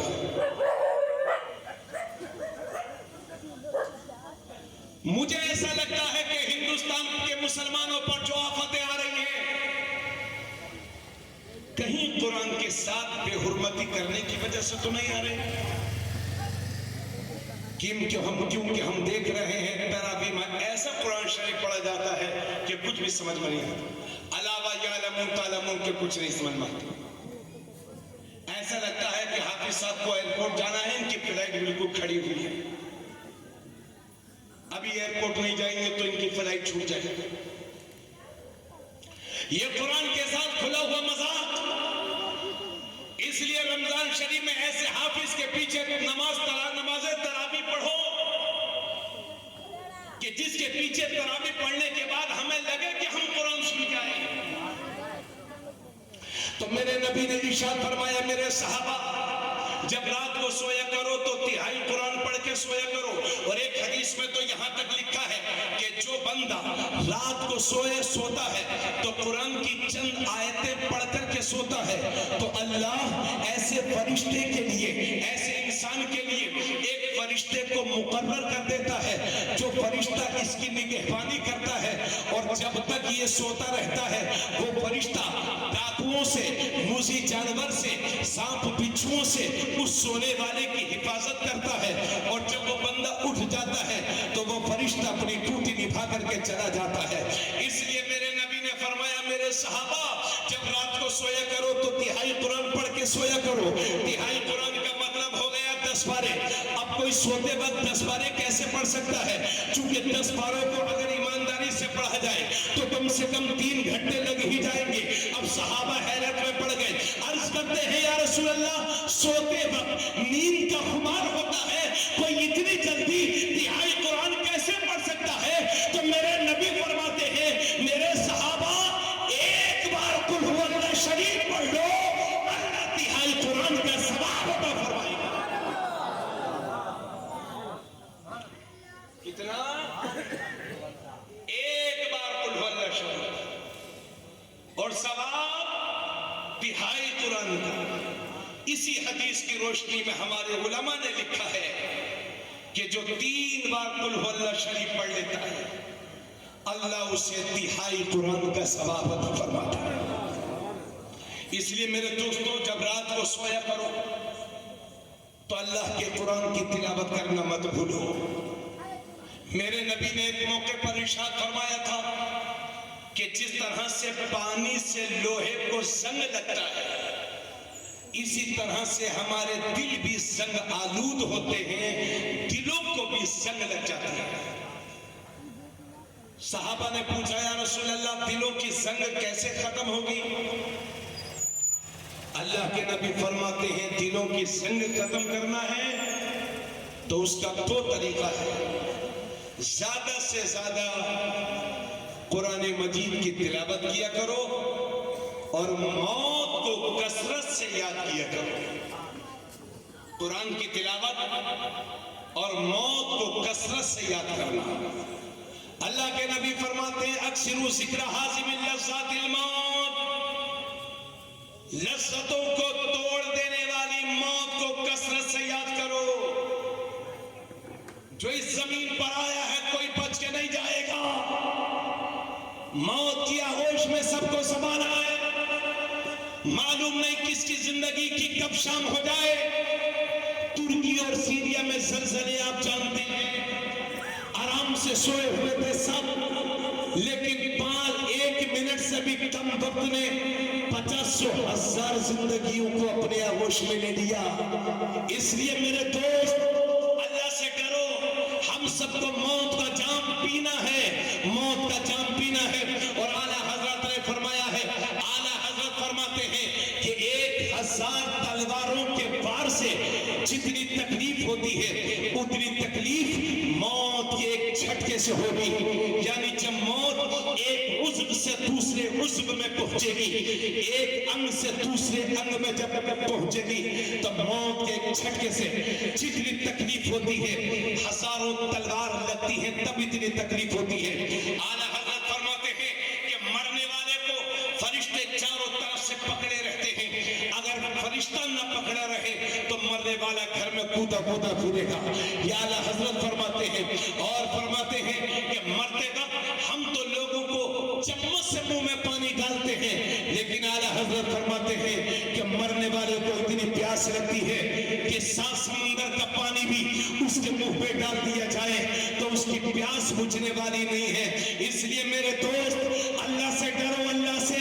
ये जवानियत में मेरे रब ने दी है तो अपनी दीन की खिदमत कर जाओ। जिंदगी जी रहे हो तो अपने रब के दीन की खिदमत कर जाओ, दीन की खिदमत कर जाओ। याद रहे, आज हमारी बदअमालियों के नतीजे में दुनिया की दूसरी कौमें इतनी बदगुमान हो गई है हमसे, इतनी बदगुमान हो गई है कि ना वो हमारा कुरान पढ़ने के लिए तैयार है और ना वो हमारी हदीस पढ़ने के लिए तैयार है। इसलिए मुसलमानों में आपको मशवरा देना चाहता हूँ, आज के बाद हमें पक्का सच्चा मुसलमान बनना चाहिए। ख्वाजा गरीब नवाज के जश्न में आए हो तो क्या ख्वाजा गरीब नवाज ने कोई दारुल उलूम खोला था, कोई मदरसा था ख्वाजा गरीब नवाज का? जी नहीं, वो चलते फिरते इस्लाम थे, वो खुद दारुल उलूम थे, वो खुद मदरसा थे। लोग उनके अखलाक को देखते थे, उनके अखलाक से मुतासिर होकर के लोग कलमा पढ़ते थे। इसलिए मेरे बच्चों, नौजवानों, बुजुर्गों, चलते फिरते मुसलमान इस्लाम बन जाओ और जब बोलो तो प्यार की बोली बोलो। और ये भी याद रहे, मुझसे ज्यादा दीन की खिदमत आप कर सकते हैं, हमसे ज्यादा दीन की खिदमत आप कर सकते हैं, क्योंकि हम तो मदरसे से आए, मस्जिद पहुंच गए, मस्जिद से आए घर पहुंच गए, घर से आए जलसे में पहुंच गए, मुसलमानों के यहाँ रह रहे हैं, मुसलमानों के यहाँ खा रहे हैं, मुसलमानों के दरमियान तकरीर कर रहे हैं, मुसलमानों से मुसाफा करके फिर मुसलमानों में पहुंच जा रहे हैं। समाज में आप रहते हो, मार्केट में दुनिया की दूसरी कौमों के साथ दुकानें आपकी हैं। एक जमाना था लोग मुसलमानों पर एतमाद करते थे और दाढ़ी वालों के यहाँ से सौदा खरीदते थे, वो जानते थे ये दाढ़ी वाला है, कम नहीं तोलेगा। एक जमाना था लोग मुसलमानों के साथ बिजनेस में पार्टनरशिप करते थे, तिजारत में शिरकत करते थे, वो जानते थे ये मुसलमान है, ये धोखा नहीं देगा। एक जमाना था लोगों को मालूम था ये मुसलमान है, जान दे देगा मगर वादा खिलाफी न करेगा। आज हमसे दुनिया का एतमाद उठ गया है, उस खोए हुए एतमाद को हासिल करो और मुसलमानों, तुम चलता फिरता इस्लाम बन जाओ और ऐसे इस्लाम बन जाओ जब बोलो तो लगे नबी का गुलाम बोल रहा है, जब पियो तो ऐसा पियो नबी का गुलाम पी रहा है, जब खाओ तो दुनिया को लगे इनके नबी ऐसे खाते थे। जब बोलो तो प्यार से बोलो, अपने किरदार को चूज कर लो। और अगर मस्जिद से सदाए अल्लाह अकबर की आवाज आ जाए, तुम्हारी दुकान पर 1000 का ग्राहक खड़ा है, अगर मस्जिद से अल्लाह अकबर की आवाज आए तो मेरा मानना यह है कि जल्दी से फारिग होकर के मस्जिद चले जाओ। अगर वो रह भी जाएगा, अगर 1000 रुपया आपकी किस्मत में है तो कोई छीन नहीं पाएगा, और अगर आपकी किस्मत में नहीं है तो कोई आपको दे नहीं पाएगा। मगर दुनिया को मालूम हो जाएगा कि इस्लाम में नमाज कितनी जरूरी है। इसलिए चलते फिरते मुसलमान हो जाओ, बोलो तो लगे मुसलमान का बच्चा बोल रहा है, वादा करो तो निभाओ, सच बोलो, शराब से बचो, झूठ से बचो, ग़ीबत से बचो, डाके से बचो, चोरी से बचो, पूरी जिंदगी हुजूर की गुलामी का पट्टा डाल लो ताकि दुनिया ये सोचने पर मजबूर हो जाए कि जब नबी का गुलाम ऐसा है तो इन गुलामों का ईमान कैसा होगा।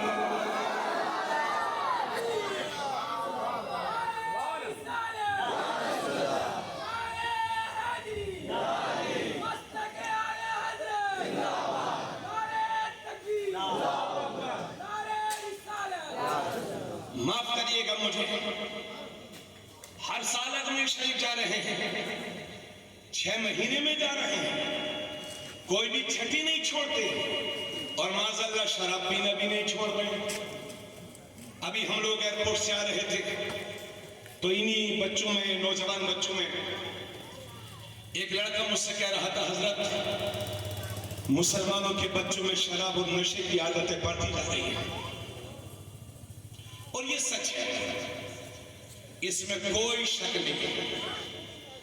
30% मुसलमानों के बच्चे नशे और शराब के आदी हो चुके हैं। बोलो सही बोल रहा हूं क्या गलत? अल्लाह करे मेरा ख्याल गलत हो और आपका ये खिजरपुर, अल्लाह रब्बुल इज्जत यहाँ के बच्चों को, शहर कोलकाता के बच्चों को और पूरी दुनिया के मुसलमानों को शराब से बचाए। अल्लाह फरमाता है या अय्युहल्लज़ीना आमनू इन्नमल खमरु वल मैसिरु वल अंसाब वल अज़लाम रिजसुम मिन अमलि शैतान फज्तनिबूहु लअल्लकुम तुफ्लिहून इन्नमा युरीदु शैतानु अन युक़िअ बैनकुमुल अदावत वल बग़दा फिल खमरि वल मैसिर वयसुद्दकुम अन ज़िक्रिल्लाह व अनिस सलाह फहल अंतुम मुंतहून। जोर से बोलो सुभान अल्लाह। अल्लाह फरमाता है मुसलमानों, शराब और जुआ और बुत और कुरान के तीर यानी बासे, ये सब शैतान के गंदे काम है।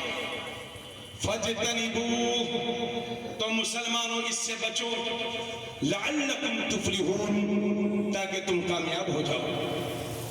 इन्नमा युरीदु शैतानु अन युक़िअ बैनकुमुल अदावत वल बग़दा फिल खमरि वल मैसिर, बेशक शैतान तो यही चाहता है कि शराब और जुए के जरिए से तुम में आपस में दुश्मनी डाल दे, नफरतें डाल दे। वयसुद्दकुम अन ज़िक्रिल्लाहि व अनिस सलाह, और तुम्हें अल्लाह की याद और नमाज से रोक दे। फहल अंतुम मुंतहून, अल्लाह फरमाता है क्या तुम इससे बचोगे? याद रहे, आजकल हमारे बच्चे, उनसे पूछो तो कहते हैं हजरत हम तो बियर पीते हैं, शराब नहीं पीते और बियर शराब नहीं होती। तो हमने कहा वो क्या होता है? बोले वो ताकत का जूस होता है। अल्लाह के नबी फरमाते हैं हर वो चीज जो नशा लाती है इस्लाम में हराम है, और हर वो चीज जो नशा लाए, वो चाहे थोड़ी हो या ज्यादा, वो इस्लाम में हराम है।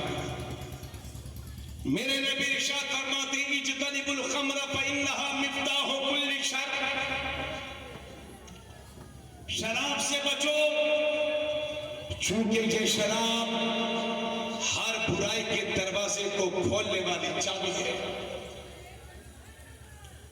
मेरे नबी ने साफ साफ फरमाया। आप लोगों की तवज्जो है, अर्ज करूं, बात आगे बढ़ाई जाए। माशाल्लाह, अरे 2 बजने जा रहे, बस मैं तकलीफ थोड़ी देर में खत्म कर रहा हूं।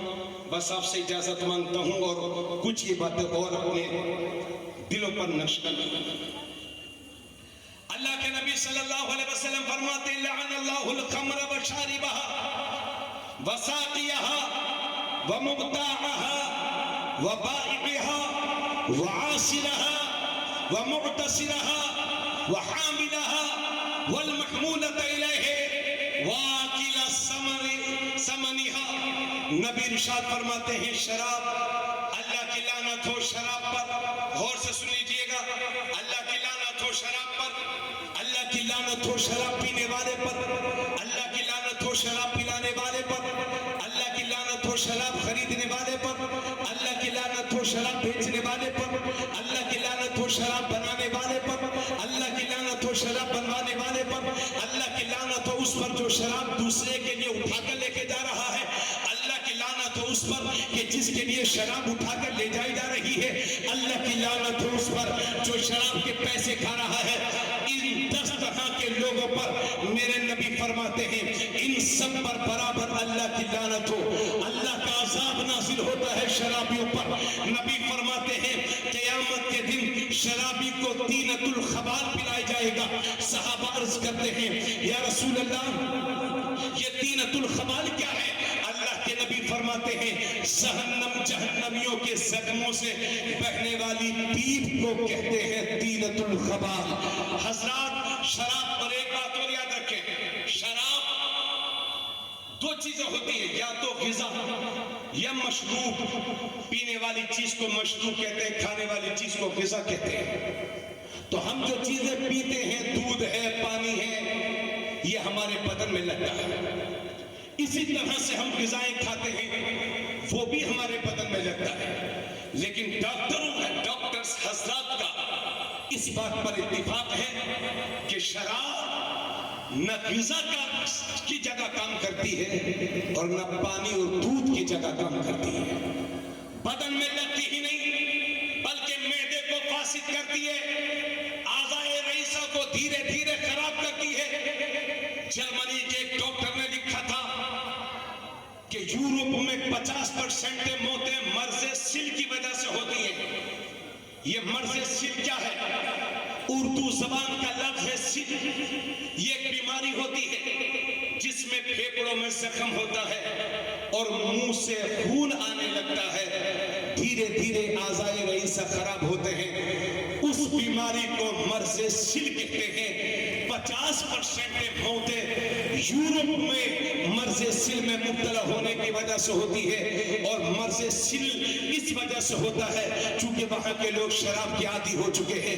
आज अगर किसी से कहो कि शराब पीने से नुकसान होता है तो वो कहते हैं हजरत कैसी बात करते हो, शराब से तो मजा आता है, शराब से तो सुरूर मिलता है, शराब तो ताकत देती है। शायद आपको ऐसा लगता हो, लेकिन आपको याद होना चाहिए कि शराब धीरे धीरे आज़ाए रईसा को खराब कर देती है, हमारे जिगर को खराब कर देती है, हमारे लीवर को खराब कर देती है, हमारी किडनी को खराब कर देती है।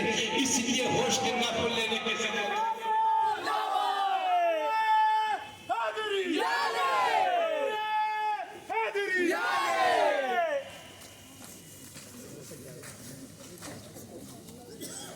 बैठ जाएं सब लोग, तशरीफ जल्दी बैठो ना, कुछ टाइम थोड़ा कम।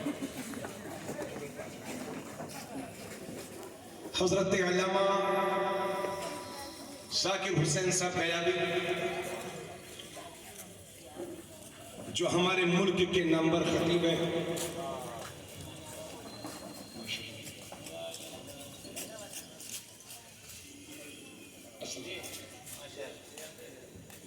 गौर फरमाए, हमारे मुल्क के नंबर खतीब हजरत अल्लामा जाकिर हुसैन साहब गयाली, इंशाअल्लाह मेरे बाद आप उनकी गुफ्तगू से महसूस होंगे। तो मैं अपनी बात को पूरा कर दूं तो मैं ये अर्ज कर रहा था कि शराब पीने से हमारी किडनी खराब होती है, हमारा लीवर खराब होता है, दिमाग की जो नसें होती है वो धीरे धीरे बिलाप होने लगती है। ये मैंने जो हदीस पाक पढ़ करके सुनाई है कि जो जो शराब में जरिया बनेगा अल्लाह की लानत उन सब पर हो। और 50% जो एक्सीडेंट होते हैं वो सिर्फ शराब के नशे की वजह से होते हैं। ड्राइवर लोग शराब पी के गाड़ी चलाते हैं, जिसके नतीजे में एक्सीडेंट रूनमा हो जाते हैं, हादसात हो जाते हैं। कितने बच्चे मौत की आगोश में चले गए, कितने हादसे शराब की वजह से हो गए। अच्छा खासा इंसान गाड़ी चलाता है लेकिन सामने वाला ड्राइवर नशीली होता है, उसके नतीजे में उसका खानदान भी बर्बाद होता है और सामने वाले का भी खानदान मौत की आगोश में चला जाता है। इसलिए अभी चंद महीने पहले भारत की पार्लियामेंट में इस बात पर बहस करने के लिए तैयार थे हमारे मुल्क की पार्लियामेंट के अराकीन कि अपने मुल्क में जो नशा बढ़ता चला जा रहा है, अपने मुल्क के बच्चों को नशे से कैसे बचाएं, शराब से कैसे बचाएं। जिस सूबे से हजरत अल्लामा जाकिर साहब तशरीफ लाए हैं, हजरत अल्लामा जाकिर साहब सूबा बिहार, उस सूबा बिहार में शराब बैन हो चुकी है। आप बड़े बड़े होटलों में जाइए, वहां आपको लिखा मिलेगा यहाँ बैठकर शराब पीना मना है। रेस्टोरेंट में जाइए, वहां भी आपको लिखा मिलेगा यहाँ शराब पीना मना है। आज दुनिया के बहुत सारे मुल्क इस बात पर गौर कर रहे हैं कि किस तरह से हम अपने मुल्क को नशे से बचाएं, किस तरह से हम अपने मुल्क को शराब से बचाएं। मुसलमानों जरा गौर तो करो, अभी 2 महीने पहले भारत की पार्लियामेंट में यह बहस हो रही थी कि हिंदुस्तान को नशे से कैसे बाहर निकाला जाए, कैसे बचाया जाए। मुसलमानों, तुम्हारे लिए तो फख्र की बात है कि जो भारत की पार्लियामेंट में जो बात आज सोची जा रही है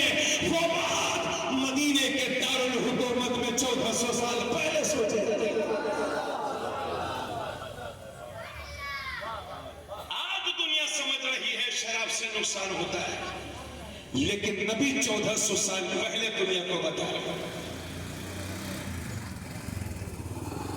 मुसलमानों, अली अली का नारा लगाते हो, हजरत अली, मौला अली पर मेरा पूरा खानदान कुर्बान।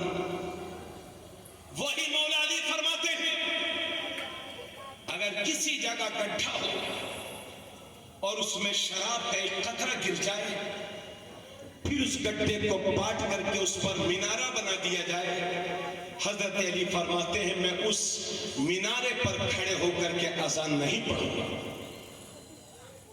फरमाते हैं अगर कोई दरिया हो कि जिस दरिया में शराब का एक कतरा डाल दिया जाए और फिर दरिया सूख जाए, फिर उस दरिया में जो घास उग आए, हजरत अली फरमाते हैं मैं अपने जानवरों को उस घास को नहीं, अपने जानवरों को खिलाऊंगा, अपने जानवरों को वहां नहीं चराऊंगा। ये हजरत अली फरमाते हैं। मौला अली के नाम पर हम जज्बाती हो जाते हैं और यकीनन ये सुन्नियों का हक है। वो फाते हैं, खैबर भी हैं, पीदर हसनैन करीमैन भी हैं, शोहरे बतूल भी हैं, दमागे पैगंबर भी हैं, हैदर कर्रार भी हैं। उनकी शान अल्लाहु अकबर, मगर उनकी तालीमात पर अमल करो। शराब और नशे से बचाओ, अपने बच्चों को बचाओ, अपने साथियों को बचाओ। और एक बात जो शराब पीने से भी ज्यादा ध्यान में रखने लायक है, देखिए कोई भी बच्चा एक दिन में शराबी नहीं होता। कोई भी बच्चा एक दिन में शराबी नहीं होता। पहले दिन कोई गुटखा खाता है तो चक्कर आता है, पलटी होती है, लेकिन वो धीरे धीरे गुटखे का आदी हो जाता है। एक दिन में कोई शराबी नहीं होता। पहले हमारे नौजवान गलत लोगों की सोहबत में जाते हैं, फिर गलत लोगों की सोहबत उन्हें धीरे धीरे नशे की तरफ ले जाती है। बस उन्हीं गलत लोगों की सोहबत से हमें अपने बच्चों को बचाना। याद रहे, अल्लाह के नबी फरमाते हैं एक बाप की तरफ से अपने बेटे के लिए जो सबसे बड़ा गिफ्ट होता है वो ये होता है कि बाप अपने बच्चों को अच्छी तरबियत दे। नबी इरशाद फरमाते हैं अल्लाह की राह में एक साथ सदका करने से बेहतर यह है कि अपने बच्चों को बेहतरीन तरबियत दो। अल्लाह फरमाता है या अय्युहल्लज़ीना आमनू क़ू अनफुसकुम व अहलीकुम नारा वक़ूदुहा अन्नास वल हिजारा उइद्दत लिल काफिरीन। अल्लाह फरमाता है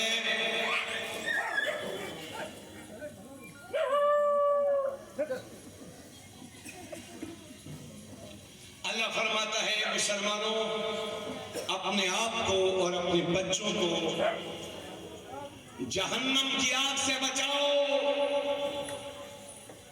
वो जहन्नम के जिसके ईंधन इंसान और पत्थर है, जो तैयार हो चुकी है काफिरीन के लिए, मुश्रिकीन। अगर 1 करोड़ रुपया 2 अरब रुपया भी अपने बच्चों के लिए छोड़ करके जाओगे, अगर बच्चे बिगड़े हुए हैं, नशीली हैं, तो 10-20 साल में खा पी करके बराबर कर देंगे। और अगर बच्चों को बेहतरीन तरबियत दे करके जाओगे तो आपकी नस्लें फलती फूलती रहेंगी। इसलिए आज की डेट में दुनिया का सबसे बड़ा मालदार आदमी वो है कि जिसके सबसे बड़ा मालदार आदमी आज की डेट में वो है कि जिसके बच्चे अच्छे और पढ़े लिखे बच्चे हैं। हजरत, इतनी बातें कहने के बाद एक बात जो मैं तकरीर के शुरू ही में कहना चाहता था वो बड़ी अहम है, वो सुन लो और उसके बाद आपकी दुआएं लेकर के मैं रुखसत हो जाऊंगा। बहुत ज्यादा वक्त मुझे अब नहीं ठहरना, मैं अपनी तकरीर मुकम्मल कर चुका, मगर एक हदीस शरीफ और उसकी थोड़ी सी तशरीह और फिर ख्वाजा गरीब नवाज का एक वाक़या। मेरे नबी इरशाद फरमाते हैं सिल मन क़तअका व उअती मन हरमका वअफू अम्मन ज़लमका इस हदीस का तर्जमा सुनने से पहले कुरान की एक आयत करीमा और सुन लो। अल्लाह फरमाता है वल काज़िमीनल गैज़ वल आफ़ीना अनिन नास वल्लाहु युहिब्बुल मुहसिनीन। मोहब्बत से बोलो सुभान अल्लाह।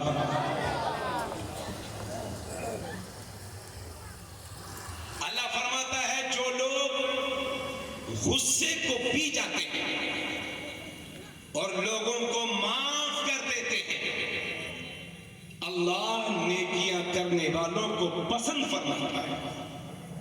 क्या फरमाया अल्लाह ने? जो लोग गुस्से को पी जाते हैं और लोगों को माफ कर देते हैं, अल्लाह ऐसे लोगों को पसंद फरमाता है।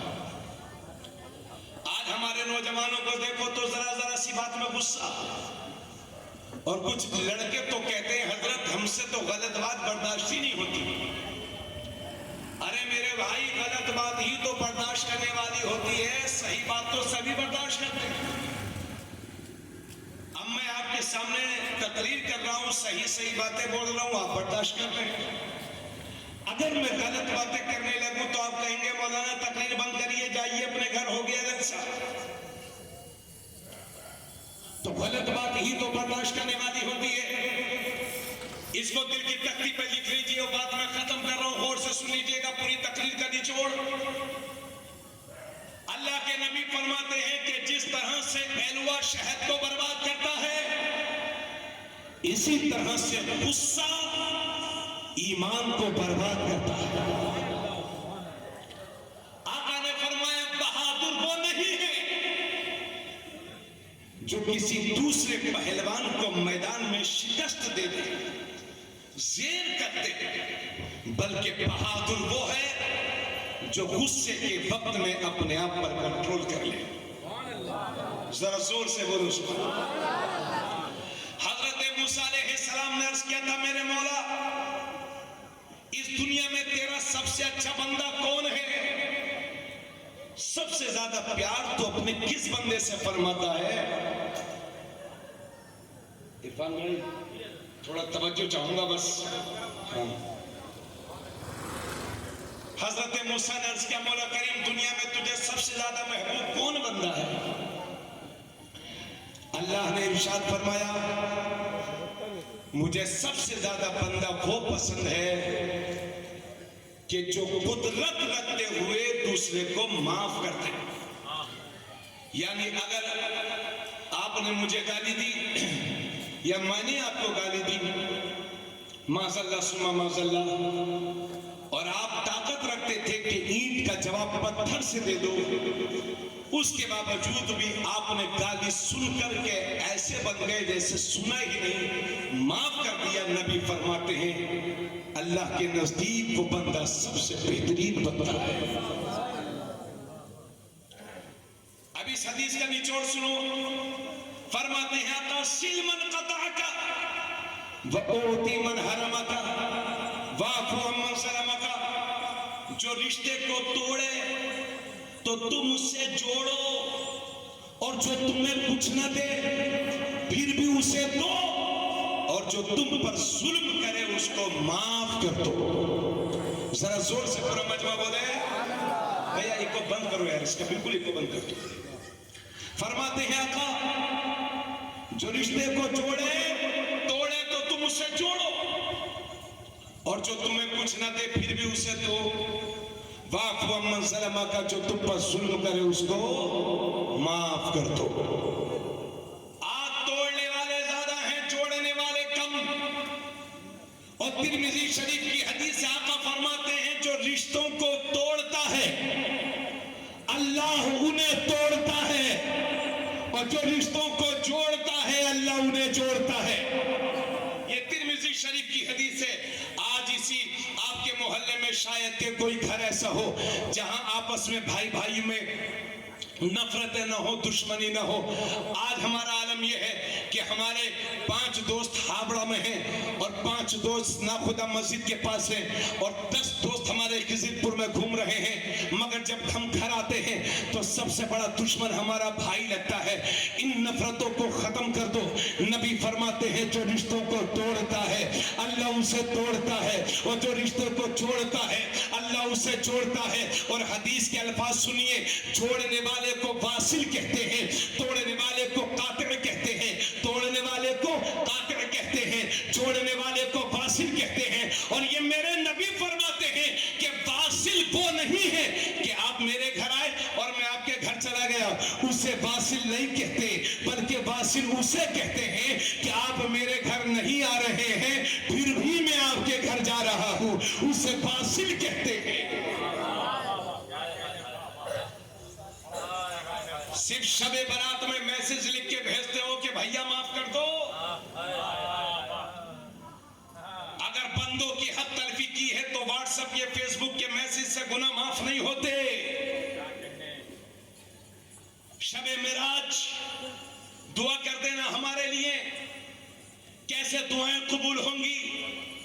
इसलिए अगर आपका भाई नाराज हो तो अपने भाई के घर जाइए, अस्सलाम वालेकुम भाई साहब, भाई है ना, दिल पिघलेगा, लेकिन फिर भी नहीं पिघलता तो दोबारा जाइए, भाई साहब अस्सलाम वालेकुम, फिर भी नाराज है वो, फिर तीसरी बार जाइए। और अगर वो फिर भी नाराज है तो फिर भी मायूस मत होना। इज्जत जिल्लत मेरे रब के हाथ में है। अगर वो फिर भी राजी नहीं है तो तुम अपने आप से खुश हो जाना, क्योंकि तुम वो काम कर रहे हो जो मेरे रब को पसंद है, और वो काम वो कर रहा है जो रब की नाराजगी का सबब है। यानी तुम जोड़ने वाले हो, वो तोड़ने वाले। नबी फरमाते हैं जो रिश्ते को तोड़े तुम उसे जोड़ो। सब मिलके बोलो, तुम उसे जोड़ो। बऊती मन हरामा का, और जो तुम्हें कुछ ना दे फिर भी उसे दो। वाफु अम्मन सलामा का, और जो तुम पर जुल्म करे उसको माफ कर दो, उसको माफ कर दो। अब तक ये हदीस सिर्फ सुनते आए थे। आओ गरीब नवाज की जिंदगी से सबक हासिल करें। दिल्ली की जमीन है, सदाए अल्लाह अकबर बुलंद हो रही है।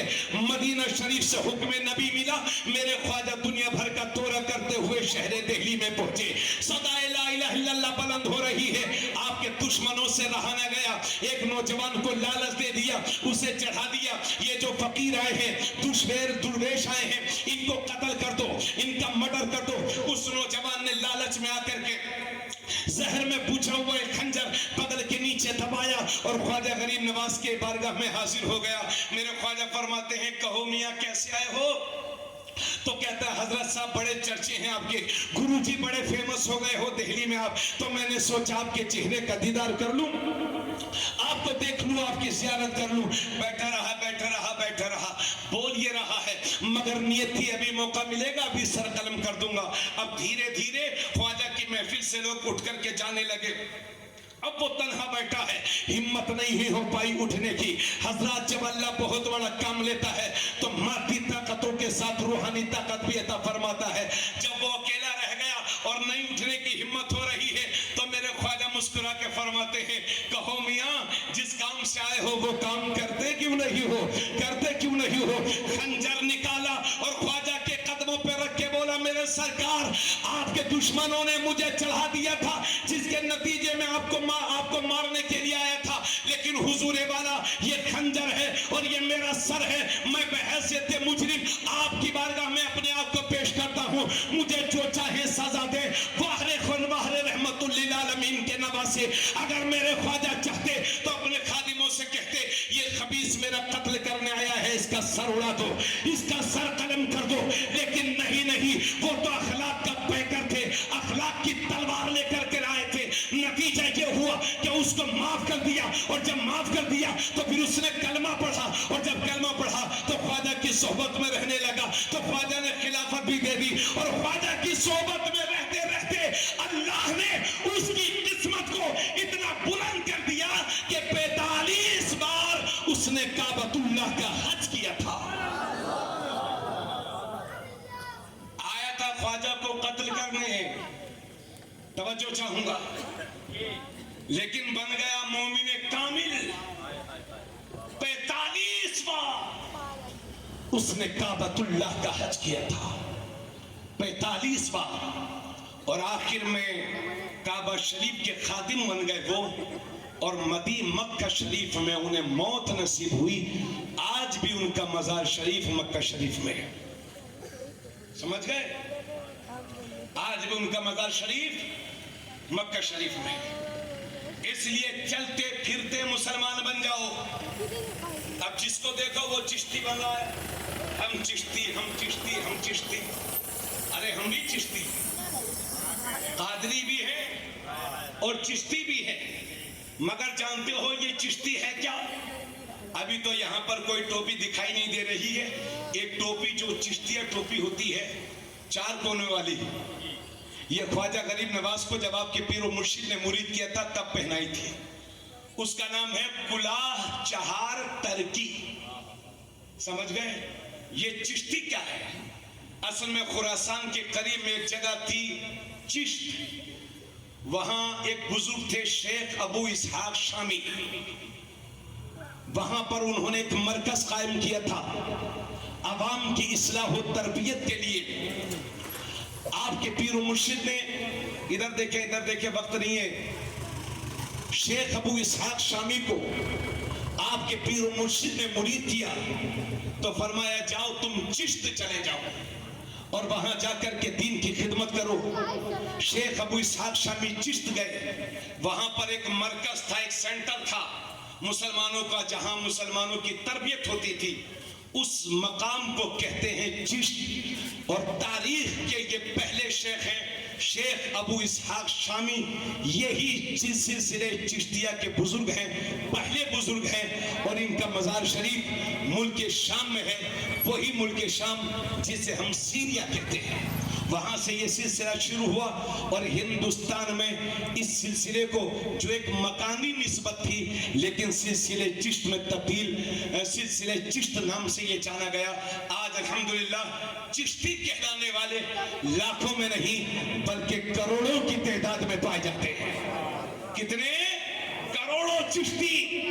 मगर चिश्ती होने का यह मतलब नहीं है कि जो चाहो करो। कुलाह चहार तरकी।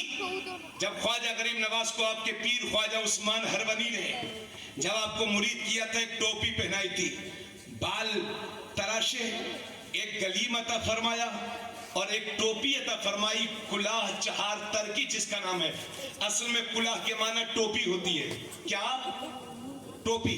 चहार माने 4 और तरकी ये बना है तर्क से, जिसका माना होता है छोड़ना।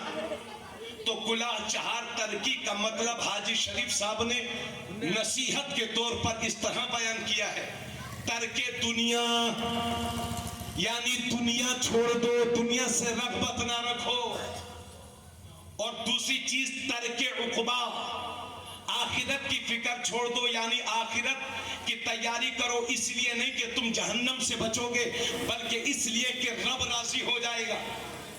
तो तरके दुनिया और तरके उक़बा, तरके खुफ्तन, तरके खुर्दन, खाना छोड़ना, सोना छोड़ना, मगर इतना खाओ इतना सो के जिंदगी चलती रहे, क्योंकि ना सोना और ना खाना भी तो कोई इलाज नहीं है। इंसान मौत की आगोश में चला जाएगा। तो खाना छोड़ना, सोना छोड़ना, यानी कम सोना कम खाना, 3 तर्क। और चौथा तर्क है ख्वाहिशाते नफ्स का तर्क, यानी नफ्स कहे कि नमाज छोड़ दे तो उसको झुठलाओ और नमाज पढ़ो। नफ्स कहे शराब पी, नफ्स कहे गाली दे तो नफ्स की ना मानो, नबी की मानो। तो ये 4 तर्क हो गए, 4 तर्क। जो इन 4 तर्क पर अमल करता है वही चिश्ती टोपी पहनने का हकदार है। इसी को कहते हैं कुलाह चहार तरकी। और बाहरे मेरे ख्वाजा, तेरे कदमों में रह के तो हम जन्नत में पहुंच जाएंगे। गरीब नवाज हरम शरीफ में है। हरम शरीफ में तकरीर का निचोड़ और दिल की तख्ती पर जुमला आखिरी हरम शरीफ में है मेरे ख्वाजा। और अर्ज करते हैं, एक दिन आवाज आई, मोइनुद्दीन हम तुझसे तुझसे खुश हैं और हमने तुझे बख्श दिया, मांग ले क्या मांगता है।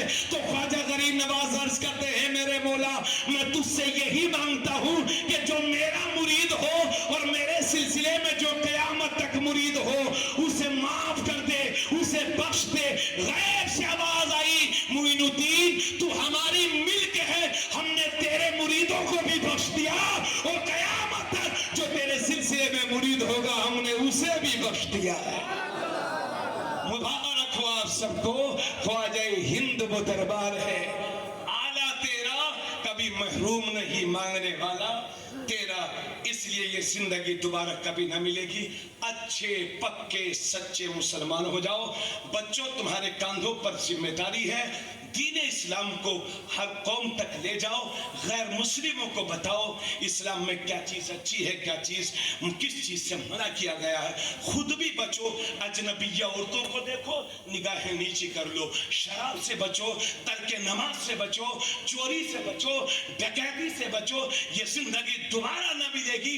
एक मोमिन कामिल की जिंदगी जियो, इंशाल्लाह कामयाबियां हमारे कदमों का बोझ लेंगी। अस्सलामु अलैकुम व रहमतुल्लाह व बरकातुहू।